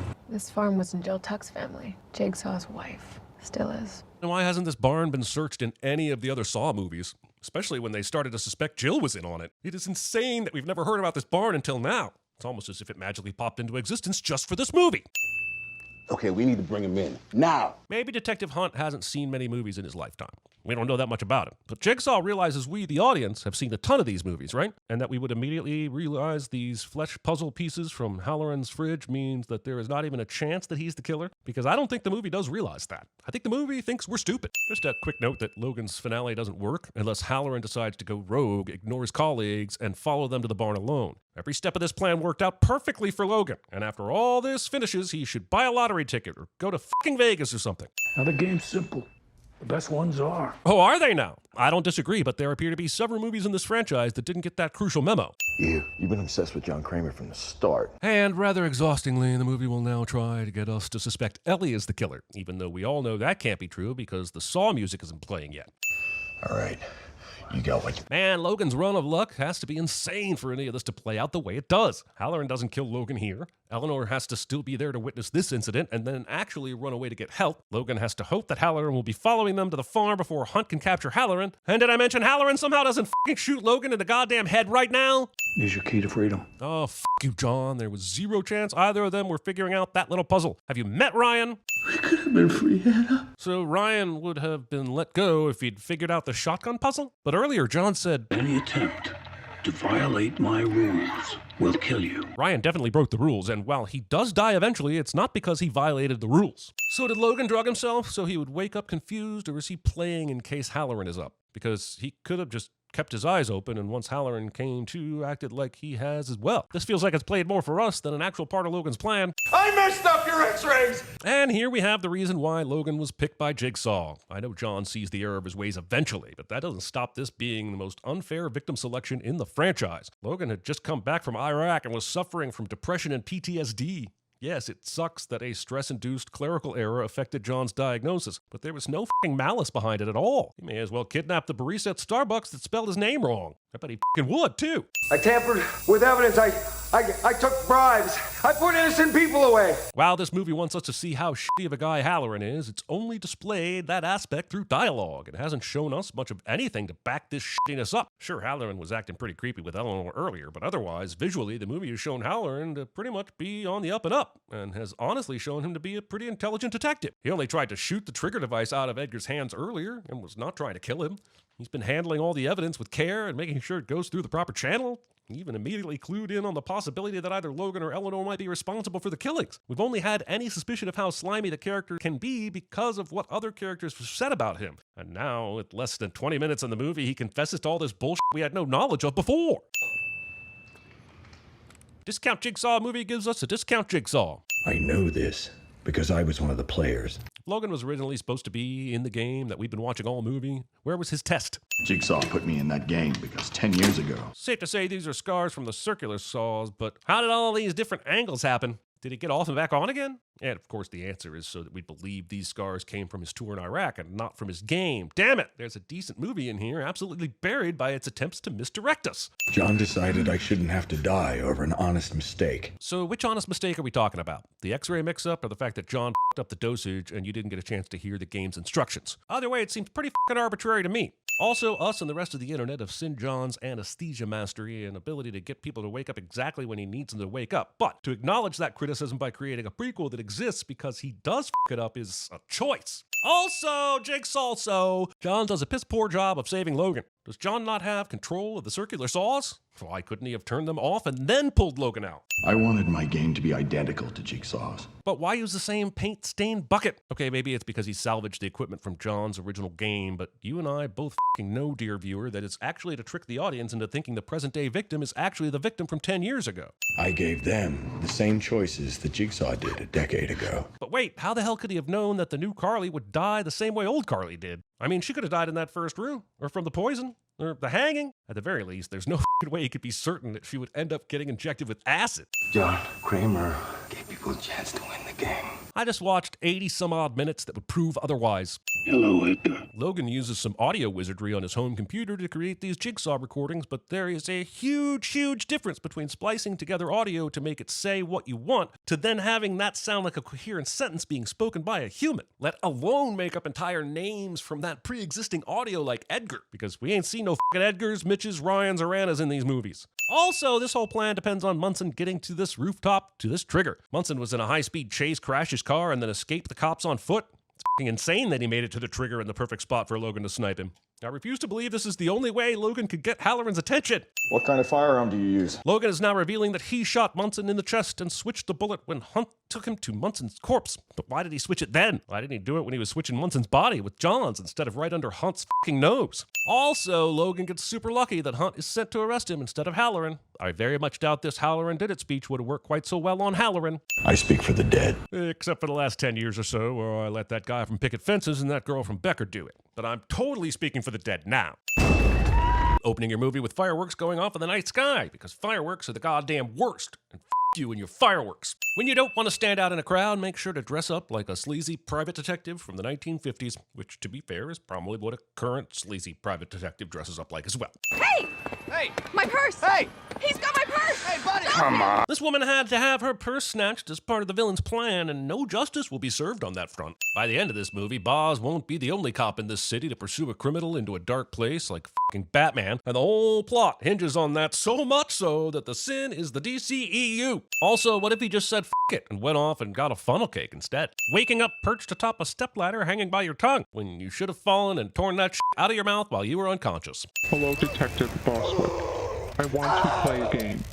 The 3 train is arriving in 2 minutes. Chloroforming people with such precision that they wake up in time to catch their train. Also, discount Jigsaw voice is discount. You have 1 chance to live. It will never really be clear as to whether or not the contestants in this movie are given legitimate chances, or if giving them a sliver of hope is just another part of this sick torture. Like, if no one ever escapes your escape room, is it really an escape room? Or is he just guilty of kidnapping? Live or die.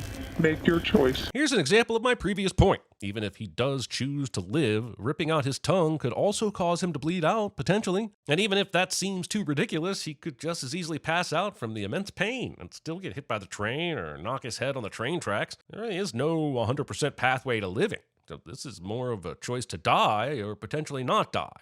It's not as exciting, is it? Unlike this movie, we won't subject you to more grossness than is necessary. All you need to know is that the dude just went splat, and everyone on this train is going to be late to their evening plans, and no justice will be served on that front either. This movie introduces the idea of the Book of Saw, and all that says to me is there's more potential for reading. That. What you talking about? That movie won awards. The comment section for Everything Wrong with Unforgiven somehow makes its way into the script. God, you woke now? The eventual comment section for Everything Wrong with Insomnia also somehow makes its way into the script. Who the is nicer than Forrest Gump? Movie introduces Chris Rock by having him work on a tight 5 for his post-Spiral HBO stand-up special. I want everything! Terrible Gary Oldman impressions. Either every single cop called to the scene bet it all on this one entrance, or there are around 300 cops surrounding this one building and... It's Christmas, you could steal City Hall! Do I look like a f***ing Jamaican nanny?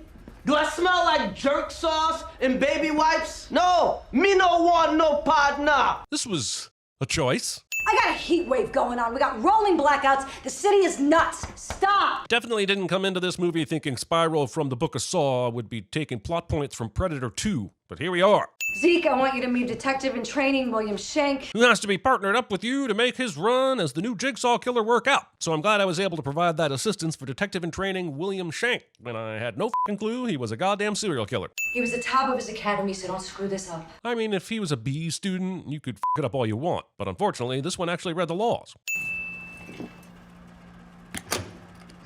Everybody hates Chris. Detective Banks en route to that 1019. Police codes, how do they work? Seriously, because nothing I found links this one to... Some homeless guy got hit by the 3 train. What are you doing? This is my wife, Emma. This is my son, Charlie. That doesn't explain why you were putting this picture in the visor of his car, though. Unless it happens to be an important piece of evidence for the audience. But that's just silly. I'm half Italian, trust me. Women do not like it when you call them. Do half Italians have a certain set of skills that make them experts on this specific topic? And do their mothers know that they use that language? I don't say it to their face, not like I'm too short. Of course, you don't say it to their faces. You know when to blow the whistle. Most crime happens on weekends, holidays. It depends on the crime, so the sin is overgeneralization. You couldn't go to her sister's birthday dinner. Sister-in-laws. So, I'm guessing you're divorced. He says as they pass a random officer that Zeke might not want to know about his current life situation. I'm going through a divorce.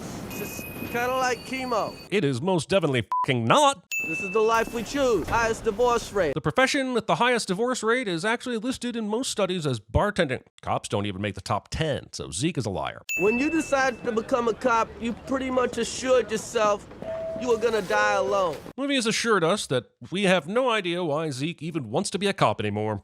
My wife and I are doing this counseling. Counseling? Hey, that's nice. Yeah, my wife the counselor. Apparently catching feelings in that setting is so common there is actually a term for it. However, any rabbit hole I was about to go down about the phenomenon called transference was promptly filled in by this distracting buddy cop banter. You can ride a lot of before dusk. Title of the prequel script I sent to Tarantino somehow makes its way into the film. What do we got?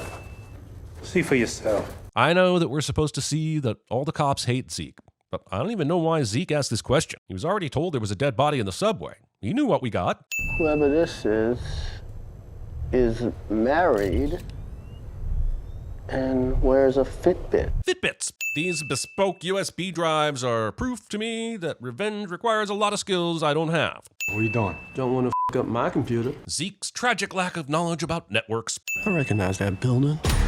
It's the courthouse. Wonder what gave that away. I would love to see the scene where after Boz is obliterated by the train, Shank comes back and somehow finds the tongue before the train driver gets out and sees him. Actually, scratch that. I do not want to see that scene, but that's mainly because I think it's bullshit Shank was able to pull this off. Do they have a dead husband emoji? No, but if you send a skull, an eggplant, money with wings, and a smiley face, I'll probably figure it out.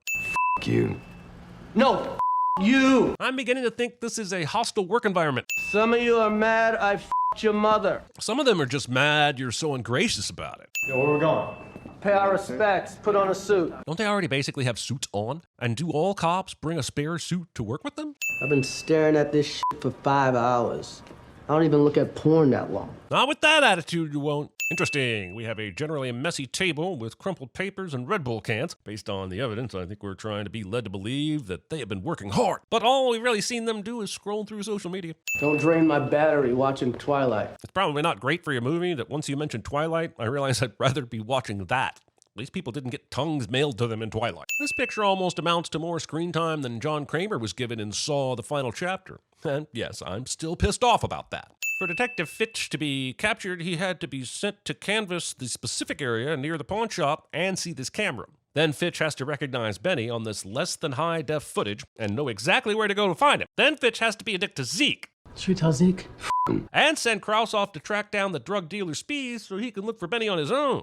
And it works! Also, Shank manages to orchestrate all this while working the case with Zeke at the station. Hello, Detective Fitch. I want to play a game. But we're not actually going to show you what the game is just yet, because it would make more sense to cut back to it later after the cops realize Fitch is dead, and make it look like Zeke is having a flashback to this happening, even though he would have no knowledge of how the game went down. Can I help you? Are you Marcus Banks?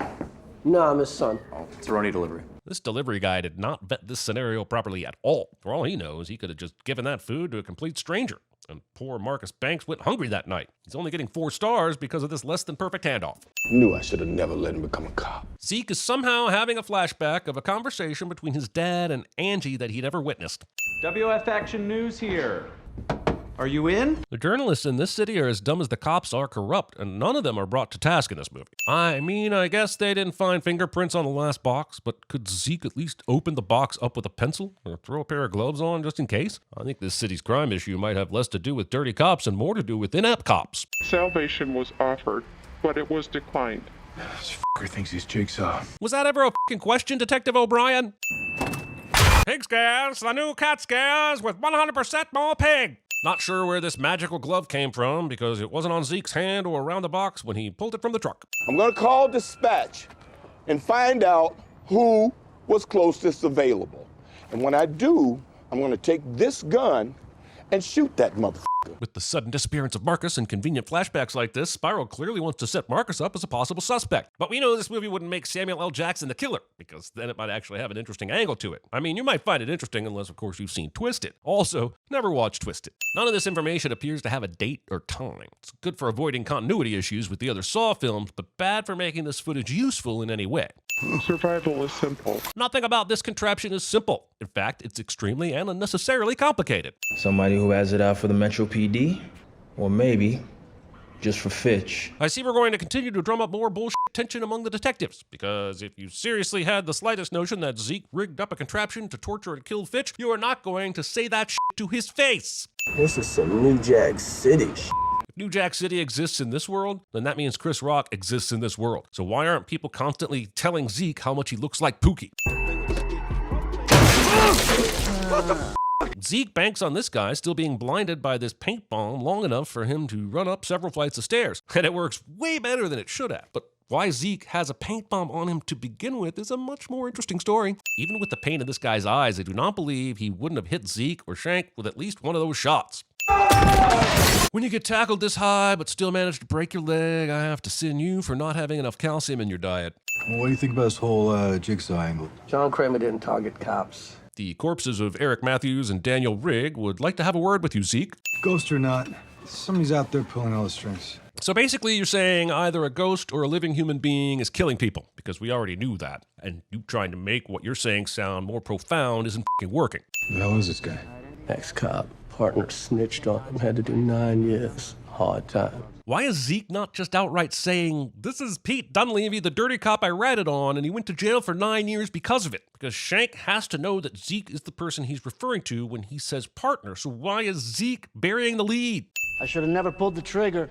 The guy had a family. Right. It's only okay to shoot people without families. We were working under Article 8. Movie wants me to care enough about Article 8 to stick around for its vague explanation about it allowing abuse of power. I will, but only because I have to. This station has a Hogwarts door that's a single door on one side and a double door on the other side. I'm calling the bomb squad. We got 2 dead cops. There's no time. There's no time to have the bomb squad come in and make sure this package is safe. You're gonna have a lot more than 2 dead cops if you're wrong about this, Angie. Is that f***ing skin? This movie is f***ing gross. And by the end of it, we will understand most of its nonsense, but still have no idea why it was so gross. These assholes keep touching this without gloves. You were head of your class at the police academy. This recording trails off, unlike the others, in the hopes that we would be too distracted by how gross this scene is to notice or flag that little discrepancy as significant. If you ever send me a text this vague, I ain't doing shit. You can check out your hunch on your own and let me know the outcome, because f*** you. Angie, get to the bullpen! He's coming for you! We don't see Zeke try to call another cop other than Angie, or even call 911. Movie makes an attempt to play this off later with, how come no one's answering the phone? And it just feels like this movie is lazily trying to get from torture scene to torture scene without acknowledging how preventable most of these deaths have been. Fault fiction. I guess we're supposed to think Shank has a lot of balls for pulling this kill off in the goddamn police precinct, but why would he take this kind of chance on getting caught before he's finished? There's clearly an insane amount of abandoned buildings in this city to use for forcing cops to dismember themselves. The only way to stop yourself from being suffocated is to sever your spinal cord with the blade beneath your neck. How would that even work? Is there a switch under her neck? Does this thing just know when it's severed a spinal cord? Why do games at all if you're going to make them so convoluted? Out the way! They were not in the way! An officer was attacked. It's chaos in here. This is not chaos. The conversation seems to be at a low rumble at most. Angie! Angie! Angie! That was just a diversion to get us out of the precinct! Which is odd because Zeke appears to be the only cop who wasn't at the precinct up until now. When was the last time you saw your father? This morning. Bullshit. What the f***? Neither of these idiots think Chief Banks isn't a torture machine or dead. They settle on the possibility of him being the killer and fight about it, like idiots. You want to play games, motherfucker? All right, I'll play. Having the awesome forethought to have Samuel L. Jackson in your Saw movie, but then only using Samuel L. Jackson the way they use him in this movie. This makes me want to go back and watch Twisted. F***ing Twisted! Also, don't watch Twisted. We all saw this Saw fake out coming a mile away, so I don't see why you saw fit to put this Saw here unless you're winking at the audience. Saw. Hello, Detective Banks. I want to play a game. So Shank is putting Zeke through a test to see if he's willing to let dirty cops be killed when he has the chance to save them? What exactly, and anything we've seen about Zeke up to this point, would make Shank think this was even a possibility? This feels more like it's a Saw movie, so we need some sort of game for the protagonist to play than anything organic to the story being told. There is a way to save him, or you can keep him locked up and throw away the key. Shank says throw away the key to hint that the trash can is where the key is. But since this has more to do with whether or not Zeke would be willing to let Pete live or die, why does it matter if Zeke knows where the key is or not? Trying to fit the square jigsaw into the spiral hole would work just about as well as sticking an iPad in a meth bucket. That's racist. If Zeke feels the need to pull glass out of his arm, then why isn't he taking the same approach to his face? I feel like the movie is doing its best to cram however much of the gross shit it can in these last 10 minutes. Imagine this reveal in a good movie. Actually, you know what? This reveal is terrible and obvious. So just imagine there was a better reveal in a better movie. The day your partner killed my father. The movie is trying to tell me this whole thing has been some kind of revenge scheme. It doesn't account for the fact that most people, no matter how pissed they are, still have an aversion to blood and gore. Part of this guy's plan involved flaying the skin off of a homeless person. That's something much darker than revenge. His father being murdered feels more like the justification for making the 9th movie in a tired franchise, rather than a genuine motivation for justice. After Benny Wright led Boz down the subway tunnels, I tattooed my dad's name on his arm. It's weird that you feel like you needed to take the time to become an amazing tattoo artist to sell this long con, but you do you, loony. We're gonna fix the broken department. Thinking you can fix anything with murder. Barely touched his food. Can't imagine why eviscerating people with broken glass and stringing them up so they slowly bleed out would make you lose your appetite. You're not Jigsaw. Does that seem important right now? Your dad's the reason for all of this. Flashback explanation of the villain's motivation. This plan depends entirely on this SWAT team being so obtuse they don't see all the metal shit on Chief Banks as soon as they get inside the room. That or they assumed he was in the early stages of building an Iron Man suit. Either way, they're stupid. No one gives chase to the person who is now slowly exiting on the elevator because racism. No! These cogs are very much like the inner workings of my brain trying to figure out how there are 10 of these things! And no, I will not be doing that fast X-sending replacement again, but only because I know we'd all appreciate some sleep tonight. However, they made 10 of these things! 10! Oh sure, you can call one of them Spiral and another one Jigsaw, but they're still the same f***ing thing. And it still means there are 10 of these things! Not 6, which would be milking it, but double that and subtract 2 of these things! 10! Double digits! So much blood, guys. So much. So many limbs. So many eyeballs. No one ever tells John he has a deviated septum. Today is a gift. That's why they call it the present. Actually, present is derived from the Latin word praesentum, which loosely translates to, why do you believe anything I say when all I do is watch movies for a living? How much time do I have? A year? Months. I'm afraid you're looking at 20 years minimum, with a surprising 18 of those years taking place after your death. I still have a lot of work that needs to be done. This movie being set between Saw 1 and 2 means the franchise has pivoted from John set all this into motion before he died with godlike prescience to now it's a copycat and has finally landed in, well, I suppose there was that summer in 2004 that's unaccounted for. Maybe you shouldn't have killed him off in the first place. John, once again, bumping into shitty people like he's a fucking bad karma magnet. Also, the man who sees a hand in traction and immediately comes up with a whole torture scenario and plays it out in his mind, never stops to think, maybe that was an intrusive thought. Click the dial across the 5 positions and you will live. This guy should probably have guessed the device would break his fingers, but still, John could have been more clear about the rules of the game. And as such, the movie will be sinned according to the rules of my game. Congrats, your hand has been upgraded. Oh, come on, you wimp. You're already 3 fingers deep. How hard would it be to finish off the other 2? Whoa, sudden college flashback. Good choice. So it's not really clear if that was entirely Phantasaw or if the custodian did play this game at some point in time. However, John's reaction makes it seem like he let this guy off the hook, metaphorically and possibly literally. But the villain didn't put the patient's stuff back because of his conscience. He only does it because Kramer caught him in the act. He's not redeemed in my eyes. I mean, Jigsaw's eyes, but also mine. Hello, Mr. Lawyer. You charge the dying thousands of dollars to fulfill the bureaucratic desires of a callous world. But despite your riches, your carelessness for life has led you to disregarding the sanctity of the letter E in convenient. This will not stand. Now you must show respect to the verbiage you so willfully discarded by cutting out your bowel. Sorry, I've had to record 14 of these things today, and that's the only organ that rhymes with vowel. Live or die, you decide. I haven't seen them since my treatment in Norway. This link is still good. But how would he know if he hadn't been in touch with them? Does he just keep checking the web address every so often? Yes, I know this is all part of the con, and the nitpicking starts here. This computer exists outside of time. No more need for lifelong medication. Can you imagine what that implies? Well, the big drug companies certainly can. Believing that scary big pharma wouldn't find a way to make money from the cure to fucking cancer. Even if this prevented cancer, they'd still make bank. But this is still a treatment they can sell to millions of people. Holy shit. They wouldn't be trying to shut Peterson down. They'd be throwing trillions of dollars at him to buy his brain. I'm taking his treatment on the road for more trials. Sunday, Sunday, Sunday. The Unsanctioned Clinical Trials World Tour. This Sunday at the Coliseum. Get tickets now at your local box office. ... Come on, John. You can build elaborate death machines, but you can't finish a fucking sentence. Could you tell me a little more about the treatment? It's a 2-pronged treatment. When both are used together, the results have been stunning. Over a 90% success rate. Let's take a quick detour into the scene from Saw 6. This is a doctor in Norway.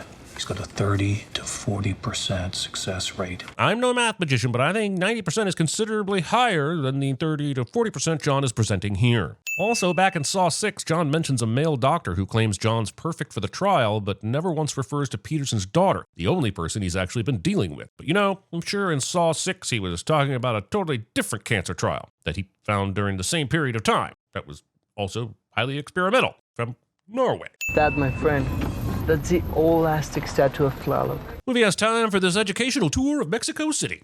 You're safe. Come with me. Just because the guys who are doing a Taken suddenly tell you that they are not doing a Taken doesn't mean you're not getting taken. That was quite a reception that I got on the way out here. I know. I'm sorry. But we've had to beef up the security wherever we go.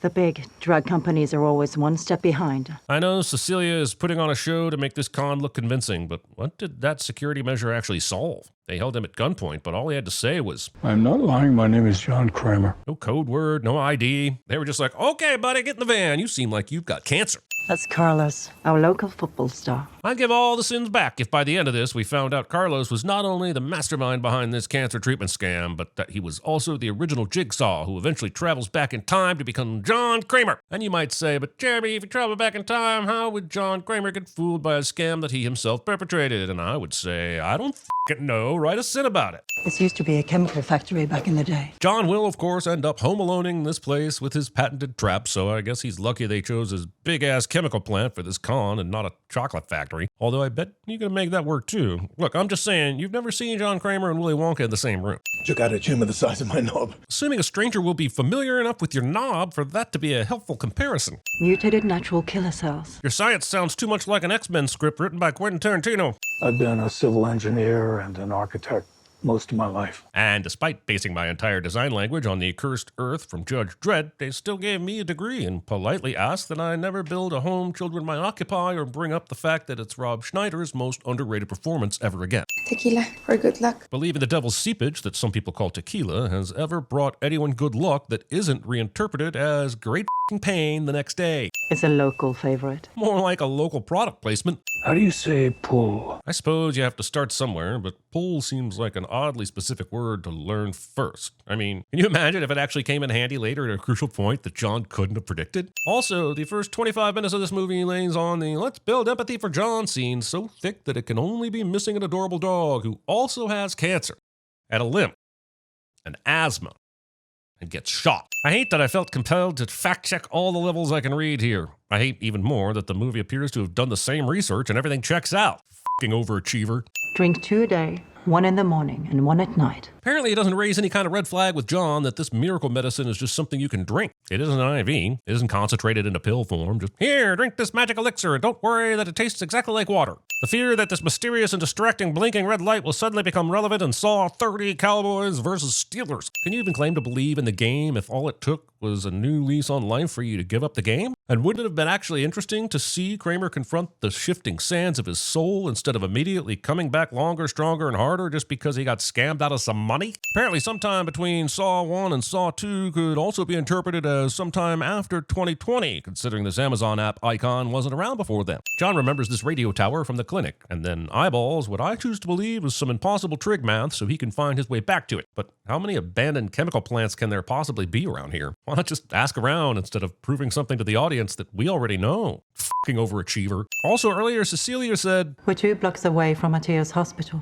in case you need a transfusion. So wouldn't John go there first and ask for Mateo? It's easier than doing fucking radio tower trigonometry and would have set John on the trail that this was all a hoax. John arrives to find the place has been trashed, but why? I guess to make it look like they've been broken into, but doesn't that mean leaving a lot of evidence and reusable gear behind? I mean, Peterson even said they were taking the treatment on the road, so would it really have looked all that strange if they packed everything up? Honestly though, I don't even care which scenario is true. I would just like to know that there is a scenario. Wait, they left their fucking fake brain surgery DVD behind? This is insane! Even if you're certain you've made it impossible to be found, which is impossible, why would you leave this behind? Why would you smash everything up but forget about the most incriminating thing in the room? Holy shit! They didn't just leave the DVD behind, they left it in the fucking DVD player with the fucking TV. Is somebody done with this con? Were they trying to get caught? God damn, there's more. They had the fucking case in the room when they were doing the fake surgery. It's right there on the table. John could have seen that shit so easily. They faked a convincing cancer cure but couldn't deal with a fucking DVD case. Did you know that when the Aztecs rolled the hearts of their victim down the stairs, people will take them home and display them like ornaments? It's like Diego's dialogue was written by an improv troupe that was given the prompt sculpture, biology, and Christmas. ¿A dónde vamos? Al infierno. Peterson decided the best way to keep any loose ends in check was to use an actual local cab driver in their actual cab so that they could be immediately tracked down if she ever left an incriminating DVD behind. Hello, Diego. Or should I call you Dr. Cortez? Oh, shit. They used a local cab driver as the fucking fake neurosurgeon, too? Why is she doubling up on roles? That's so risky. Also, I always thought these tapes were to provide some level of anonymity, or so that the traps can play out remotely. But since John isn't hiding himself here, it appears this tape is either redundant or he doesn't want to cheat Diego the full experience. You're gonna be okay. We're gonna have to skin graft so much flesh from your ass to rebuild your arms that you'll never want to sit in a cab again, but you'll be fine. This asshole who is about to assault Valentina doesn't end up in a game. Not in this movie, anyway. And in the spirit of living for today, I will be adding a sin accordingly. Did they kill the dogs? Are we gonna get a John Wick crossover episode? Hello, John. Do you want to play a game? John, yeah. I'm thinking I do. Is pepper spraying outside of sanctioned gameplay not a penalty on the offense? Judging by the amount of money Cecilia's been making with this con, you'd think she'd have a few more security measures in place, like maybe pay someone to covertly follow her victims in the weeks after their treatment to make sure they don't accidentally stumble upon incriminating DVDs that she leaves behind. No, I'm not letting go of that shit. I've got a gun. She does not. Wait, why doesn't she have a gun? This is my associate, Amanda. Here's Amanda! And the cost of this fan-servicey reveal will be these flashbacks, which means we are now rewatching scenes that we just watched less than 10 minutes ago. John? It was you? Why? Why? Why? Why do you think? Mateo, I don't even know if that's your real name. It'll turn out that everyone involved in this con at some point used their own name. Even Henry Kessler back in America didn't make some shit up. That's madness. It's a Geely saw. I don't know about that. Based on the box office, I don't think anyone saw Geely. I thought you said there was a key. He was speaking metaphorically. Amanda would be excellent at nitpicking CinemaSins. You wouldn't. That's true. We won't, but Valentina might. Celebrating 20 years of Sawmantics. My associate Amanda here has had a look at your bank records. That actually checks out. Amanda's the perfect person for this job. Long-standing police officer with access to sensitive information and experience in covering her tracks. Oh, wait, no. I appear to be describing Detective Hoffman. The is Amanda dealing with this stuff? Who were those 34 people to you? You've been doing this larcenous dance now for more than 8 years. 8 years, 34 deaths, and not a single bereaved family member of the con has uncovered this shit. This isn't a Ponzi scheme that you can trick yourself into believing will pay out. This is cancer. Like, you pay the money, you get the treatment, but you still have cancer and you die. People would immediately go to the police. She's using a real name. They have a website. This would be the easiest con to uncover. We know everything. That's hubris. This is not retribution. It's a reawakening. Really feels like there are a lot of third options that you are conveniently omitting. Also, pull this shit on corrupt people whose acts haven't directly hurt you and I can buy reawakening. But these people you specifically, so this is at least a little bit vengeancey. There are more than 5 pounds of marrow in the human body. There's more than enough in your femur. Just suction it out. At no point do John and Amanda look at each other and admit that this one was ghoulish overkill. Refusing to play the game is not an option. If you refuse, you'll remain in this room forever. In that case, it is an option. Look, I think I fancy my chances of waiting in this room to be found, or maybe even MacGyvering an exit rather than MacGyvering my own leg. Also, Cecilia knows that she still has a boyfriend out there that will eventually start looking for her, so why doesn't she just tell everyone to wait it out? And it's not like John took them anywhere obscure. I think it's safe to say this is the next place he'd check after seeing her house had been broken into. You'll make it, so long as you keep your head. Even when she's being nice, Amanda's advice is still punishing. They do a good job of making the video line up with reality, but then Mateo raises his arm in the recording, but not in real life. Way to go, Mateo. And so begin the 5 stages of sawing. First up is, of course, blind denial, followed by 2 futile attempts to escape. Stage 3 is a half-hearted attempt at playing the game. 4 is back to denial, and then 5 is finally committing to doing the terrible thing, but at a point where it's usually too late and you end up dying anyway. Okay, maybe I'm spoiling the secret sauce, but maybe it's because someone is using the sauce too frivolously. No. No. Come on. Don't kill it off. Armchair quarterbacking and auto amputation. I feel like there's a metaphor here about the Saw franchise being on its last leg, but it's just out of reach. If she'd thought ahead, Valentina probably could have caught her leg and sucked the marrow out of the end that isn't still attached to her. And that is only the 7th most f***ed up thought experiment this franchise has forced me to propose. I'm not gonna make it. Look, Valentina ends up failing not because she didn't want to live, but because she ran out of time. I mean, it's pretty reasonable to expect that deciding to remove one's leg is quite the considered choice, so slapping a 3-minute time limit feels extra mean. Does the fact that she started a few seconds too late really mean that she hasn't learned her lesson? More importantly, what the f*** does it prove if she does beat the clock? Also, if Valentina does beat the clock, how the f*** is John gonna save her life? That's an entire f***ing leg. And even if he does stop the bleeding, she is 100% going to need a hospital. So is he gonna explain that? Is he just hoping she'll keep quiet? Honestly, John needs these people to all die to pull this off. Drugs are as vicious as they are powerful. We all have free will. Movie points out an interesting difference in perspectives between the 2 leads and takes that about as far as the end of this sentence. Why don't we use the clothes to tie them and take Yes, we can do that. That's a solid idea, but Cecilia isn't one to waste perfectly good intestines. Do you want to keep going? Thing no one has thought to ask Tobin Bell somehow makes it into the script. Right now, Amanda, these people deserve to be tested. That lady doctor deserves nothing. So a couple of minutes ago, John and Amanda said, Listen, I'm not ready to do this without you. You are ready, and you can. But doesn't Amanda believing that Cecilia isn't worthy of being tested fundamentally prove that Amanda isn't ready? The fact that you're in a hurry, John, doesn't mean Amanda is going to make a good replacement. Whatever good means in this situation. Yes, you could loop it around the table. Yes, thank you, Mateo, but the applied physics part of the human intestine lasso plan wasn't the bit I was struggling with.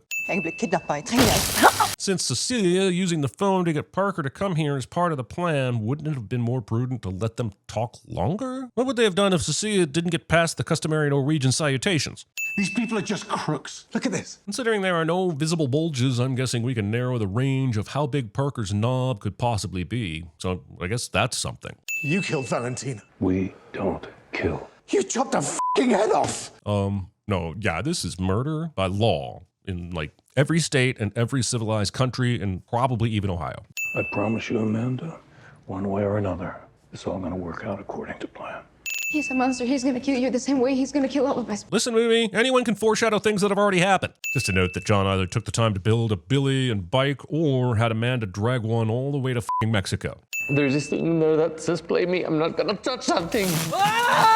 And it's this kind of I'm going to electrocute you until you play the game that so obviously makes this murder. It's so irritating every time Kramer and Amanda say otherwise. If you complete your task in less than 3 minutes, the enzymes will dissolve the tissue to close a circuit. To be fair, Mateo actually completes the task element, which was stated to be cutting out a piece of his brain with at least 17 seconds left to spare. John said he had 3 minutes to complete the task and then the enzyme dissolves the brain. It's not Mateo's fault that John picked an enzyme that didn't dissolve the brain fast enough. There have been accounts of people undergoing complete anatomical hemispherectomies, half their brain removed, only to have it rewire itself so that the patient not only survives, but thrives. It doesn't matter how long of an anatomy exposition you give, I call bullshit on you being able to ensure that someone could survive this even if they beat the game. I would expect this from Amanda, but not John. Also, since Diego was the one pretending to be the brain surgeon, wouldn't it be more fitting to make him do the brain surgery game? Tlaloc callbacks! That don't make any sense. Diego is the one who pointed out the statue of Tlaloc on the taxi ride, not Mateo. This trap has nothing to do with that priest pulling hearts from earlier. I mean, unless they grilled them afterwards. It's almost morning. We have a job to do. We're running out of time. Yeah, well, that's on you, really. Each of these games appears to be 3 minutes long. You could have been done inside of 15 minutes. I mean, to be honest, you could have done all the games concurrently and been out in time for supper. Radiation machines are not to be trifled with. So I trifled with this one. No. Stop with your foot.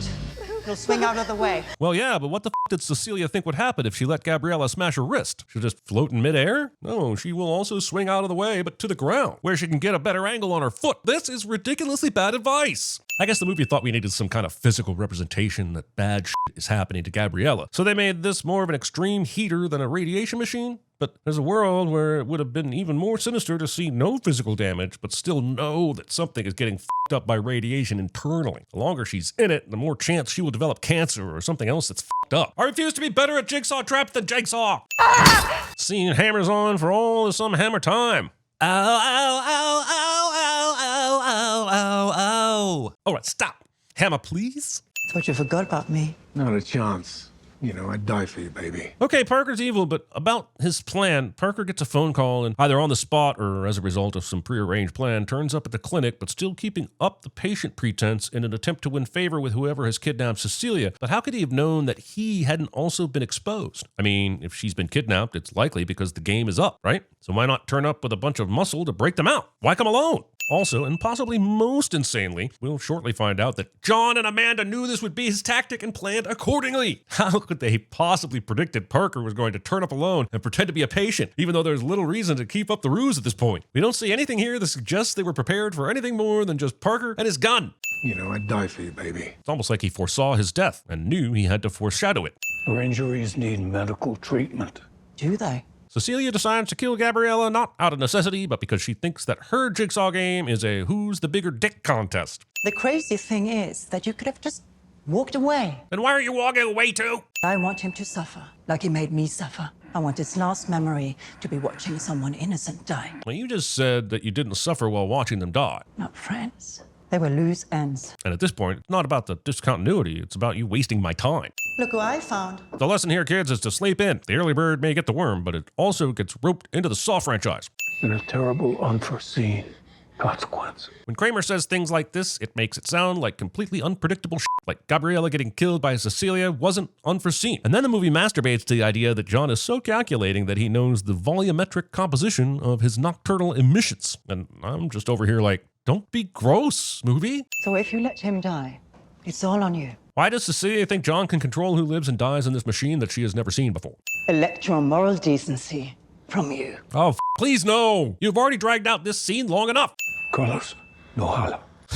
Yep, that's the one bit of Spanish he knows, and it somehow comes in clutch. And this, by his own admission, was completely outside of anything he possibly planned for. Not waterboarding, huh? Bloodboarding. We can't show it, nor would we want to, but yeah, this movie's gonna make you watch a kid get waterboarded with blood. Too far is just one of those abstract concepts that only applies to other movies. Also, Kramer must have a blood guy, right? I mean, even with help, he wouldn't have time to set up all this stuff and collect this volume of blood. I mean, I don't know, but I would guess. Yeah, definitely a guess. Let's go get the money. We'll just leave Amanda here in case she needs to help John with some big f*** you twist. Wouldn't want to spoil all that hard work and make our lives easier by killing her now. Once I heard your voice over that speaker, I knew I'd be fine. Premature celebration. There's the money. Yeah, this is a trap as well, because in the Sawverse, everything is a trap. In fact, everything is trapped within a trap and wrapped in trapping paper. But if everything is a trap, doesn't that mean nothing is a trap? Well, guess what? This video is a trap, and that's why you've just noticed the timer has been counting down. Made you look. The movement of the money bag stopping the all-you-can-eat blood buffet means that Kramer planned for the eventuality that he would be put in this torture machine. Now, if he planned an out for just this one game, then that is some prophetic level foresight that I'm calling all the bullshit. But if he has escape plans for all his BD Death M equipment, then that means the players have a second option of escape, I think. Or it means John is just always prepared to cut out part of his brain. And just maybe that logic explains pretty much everything about him. Except why, up to this point, he hasn't said f*** it and cut the tumor out of his brain himself. 23 seconds after the game starts, the door finally closes, like it got caught up in watching the scene and forgot to deliver its line.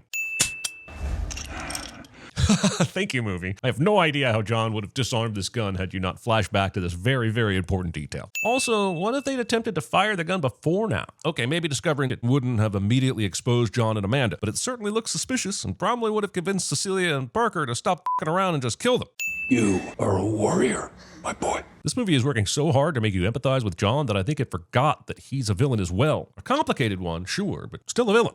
Not exactly as we planned it, but close enough to be f***ing unbelievable. Here's the bottom line. There is so much that John could not have planned for through sheer genius alone, and they should be dinged individually. How could John have known Parker and Cecilia would bother to put him in the game? They don't need the gun or trap to kill them. What if they'd been regular human beings with no imagination and a healthy sense of let's get the f*** out of here? Even if he could be certain, why willingly put you and your partner through a literal waterboarding instead of just, oh, I don't know, coming up with another trap for Parker or putting him on the waterboarding trap when he turns up? Remember, they had him tied up and chose to let him go knowing he would pull this shit. Okay, let's say John and Amanda are fine with being waterboarded each to their own, but what if Cecilia and Parker stayed there and watched him drown? Him and Amanda couldn't go back and forth indefinitely, and they're powerless to know when Cecilia and Parker will choose to go upstairs. And if only one of them goes upstairs, it's absolutely game over, and not in the way John usually likes. None of this should have worked. Cecilia Peterson. Why is the recording starting only now? Usually John gives the instructions and then the timer starts. This timer started as soon as they pulled the bag away, which means their time is ticking before they even had the rules of their game explained. You know she's eventually gonna kill you too, right? Movie can f*** right off with this. They knew the whole time that Cecilia was gonna kill Parker. It was a 50-50 chance and they just happened to guess right. Wait. The f***ing money was down here in a canvas bag the whole time? Not even hidden? What if Cecilia or Parker had found it? That kind of f***s the whole thing, right? Why even have the real money in the building at all? I'm fine with Cecilia surviving. It shows how committed John is to his philosophy. But I do take issue with the movie not acknowledging that her games involve the least amount of bodily harm. She just gets to go free to carry on scamming. Hell, there's nothing even stopping her from turning John in, right? I guess we'll find out in the sequel, which will be the 11th movie, or the 3rd. Or maybe none of the above. Movies are fun. They walk off into the sunrise like that kid is ever going to be okay after witnessing any of this and almost drowning in blood. This is some weird shit. Where's your scar, Henry? Movie mistakenly thinks I cared enough about if Kessler saw justice to hang around for a mid-credits scene. I mean, I did this time, but only to make fun of it. Out of all the men to cheat, You picked John Kramer? I call that epic bad luck. Great point. I almost forgot about how f***ing insane that is. Also, kudos to the team that faithfully recreated the iconic bathroom locale from the first movie, but I'm calling bullshit that Zepp's head looks like this after this.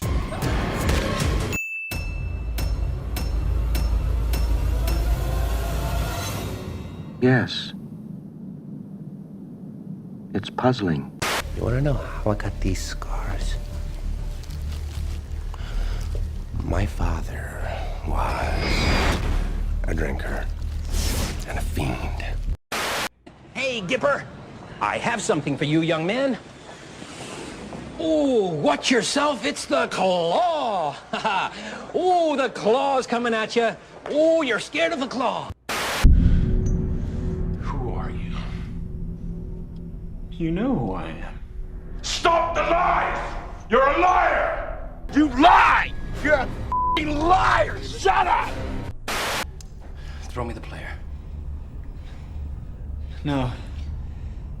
You throw me your tape. In the way. Throw me the idol. No time to argue. Throw me the idol. I throw you the whip. I have to go and get help. I wish I knew how to quit you. Yes, Mr. Lowry. Carolyn?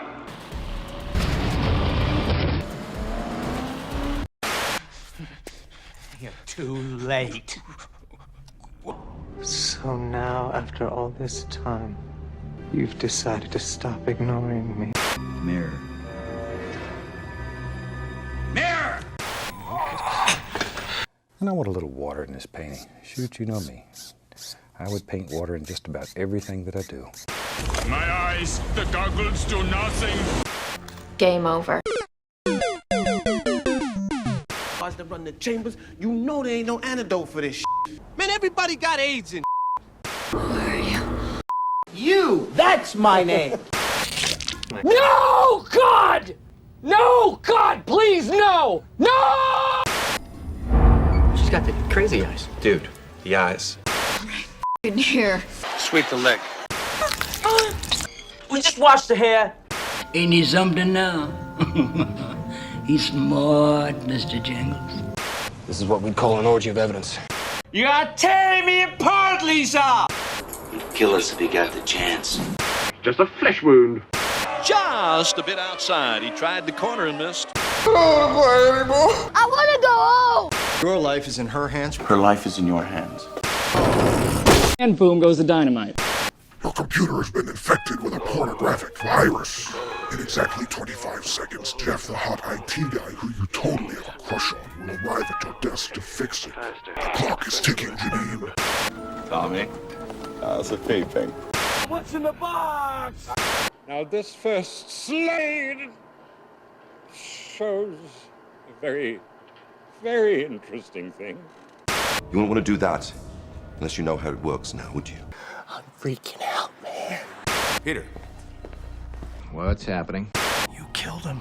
Your primary sensory intake that makes your dream live is seeing reflections, mirrors, images. Everybody deserves a chance. God, why don't you stop your whining and get on with it? I've heard this before. If you're good at something, never do it for free. You were supposed to be the hero. You were supposed to understand. I'll make you understand. As the old adage goes, fool me once, shame on you. You fool me, we can't get fooled again. I just woke up in the top of my eyes. Don't tell me your kidney's gone. Hey, Chef. What does that stand for? Hydrofluoric acid? What are you, a f***ing geologist?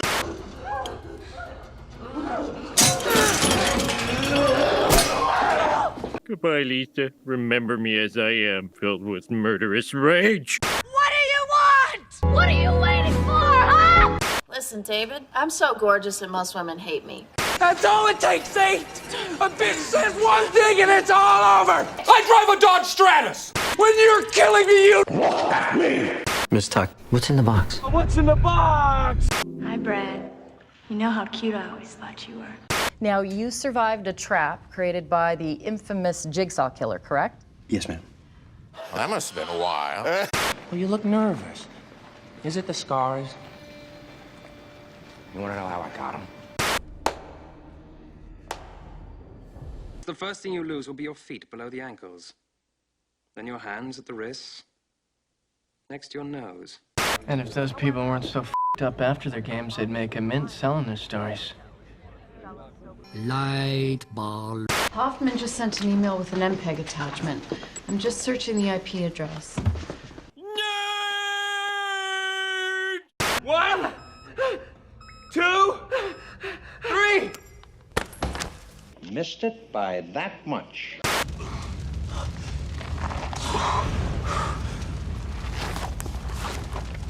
Why won't you die? You! No! As you wish. Game over.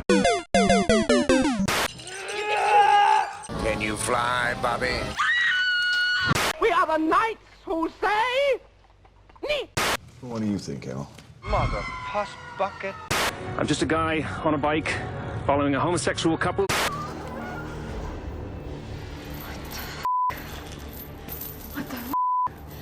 Puppets. I've always hated puppets.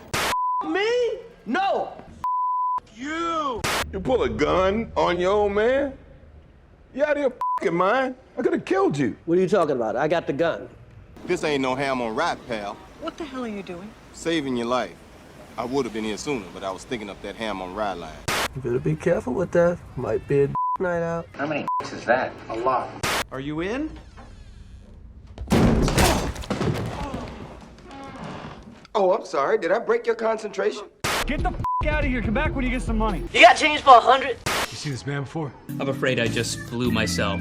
Ghost or not, somebody's out there pulling all the strings. Pull the string! Pull the string! We were working under Article 8. The 8 is our symbol. Don't move! Let's sprinkle some crack on him and get out of here. How come no one's answering the phone? Half the goddamn city just called 911!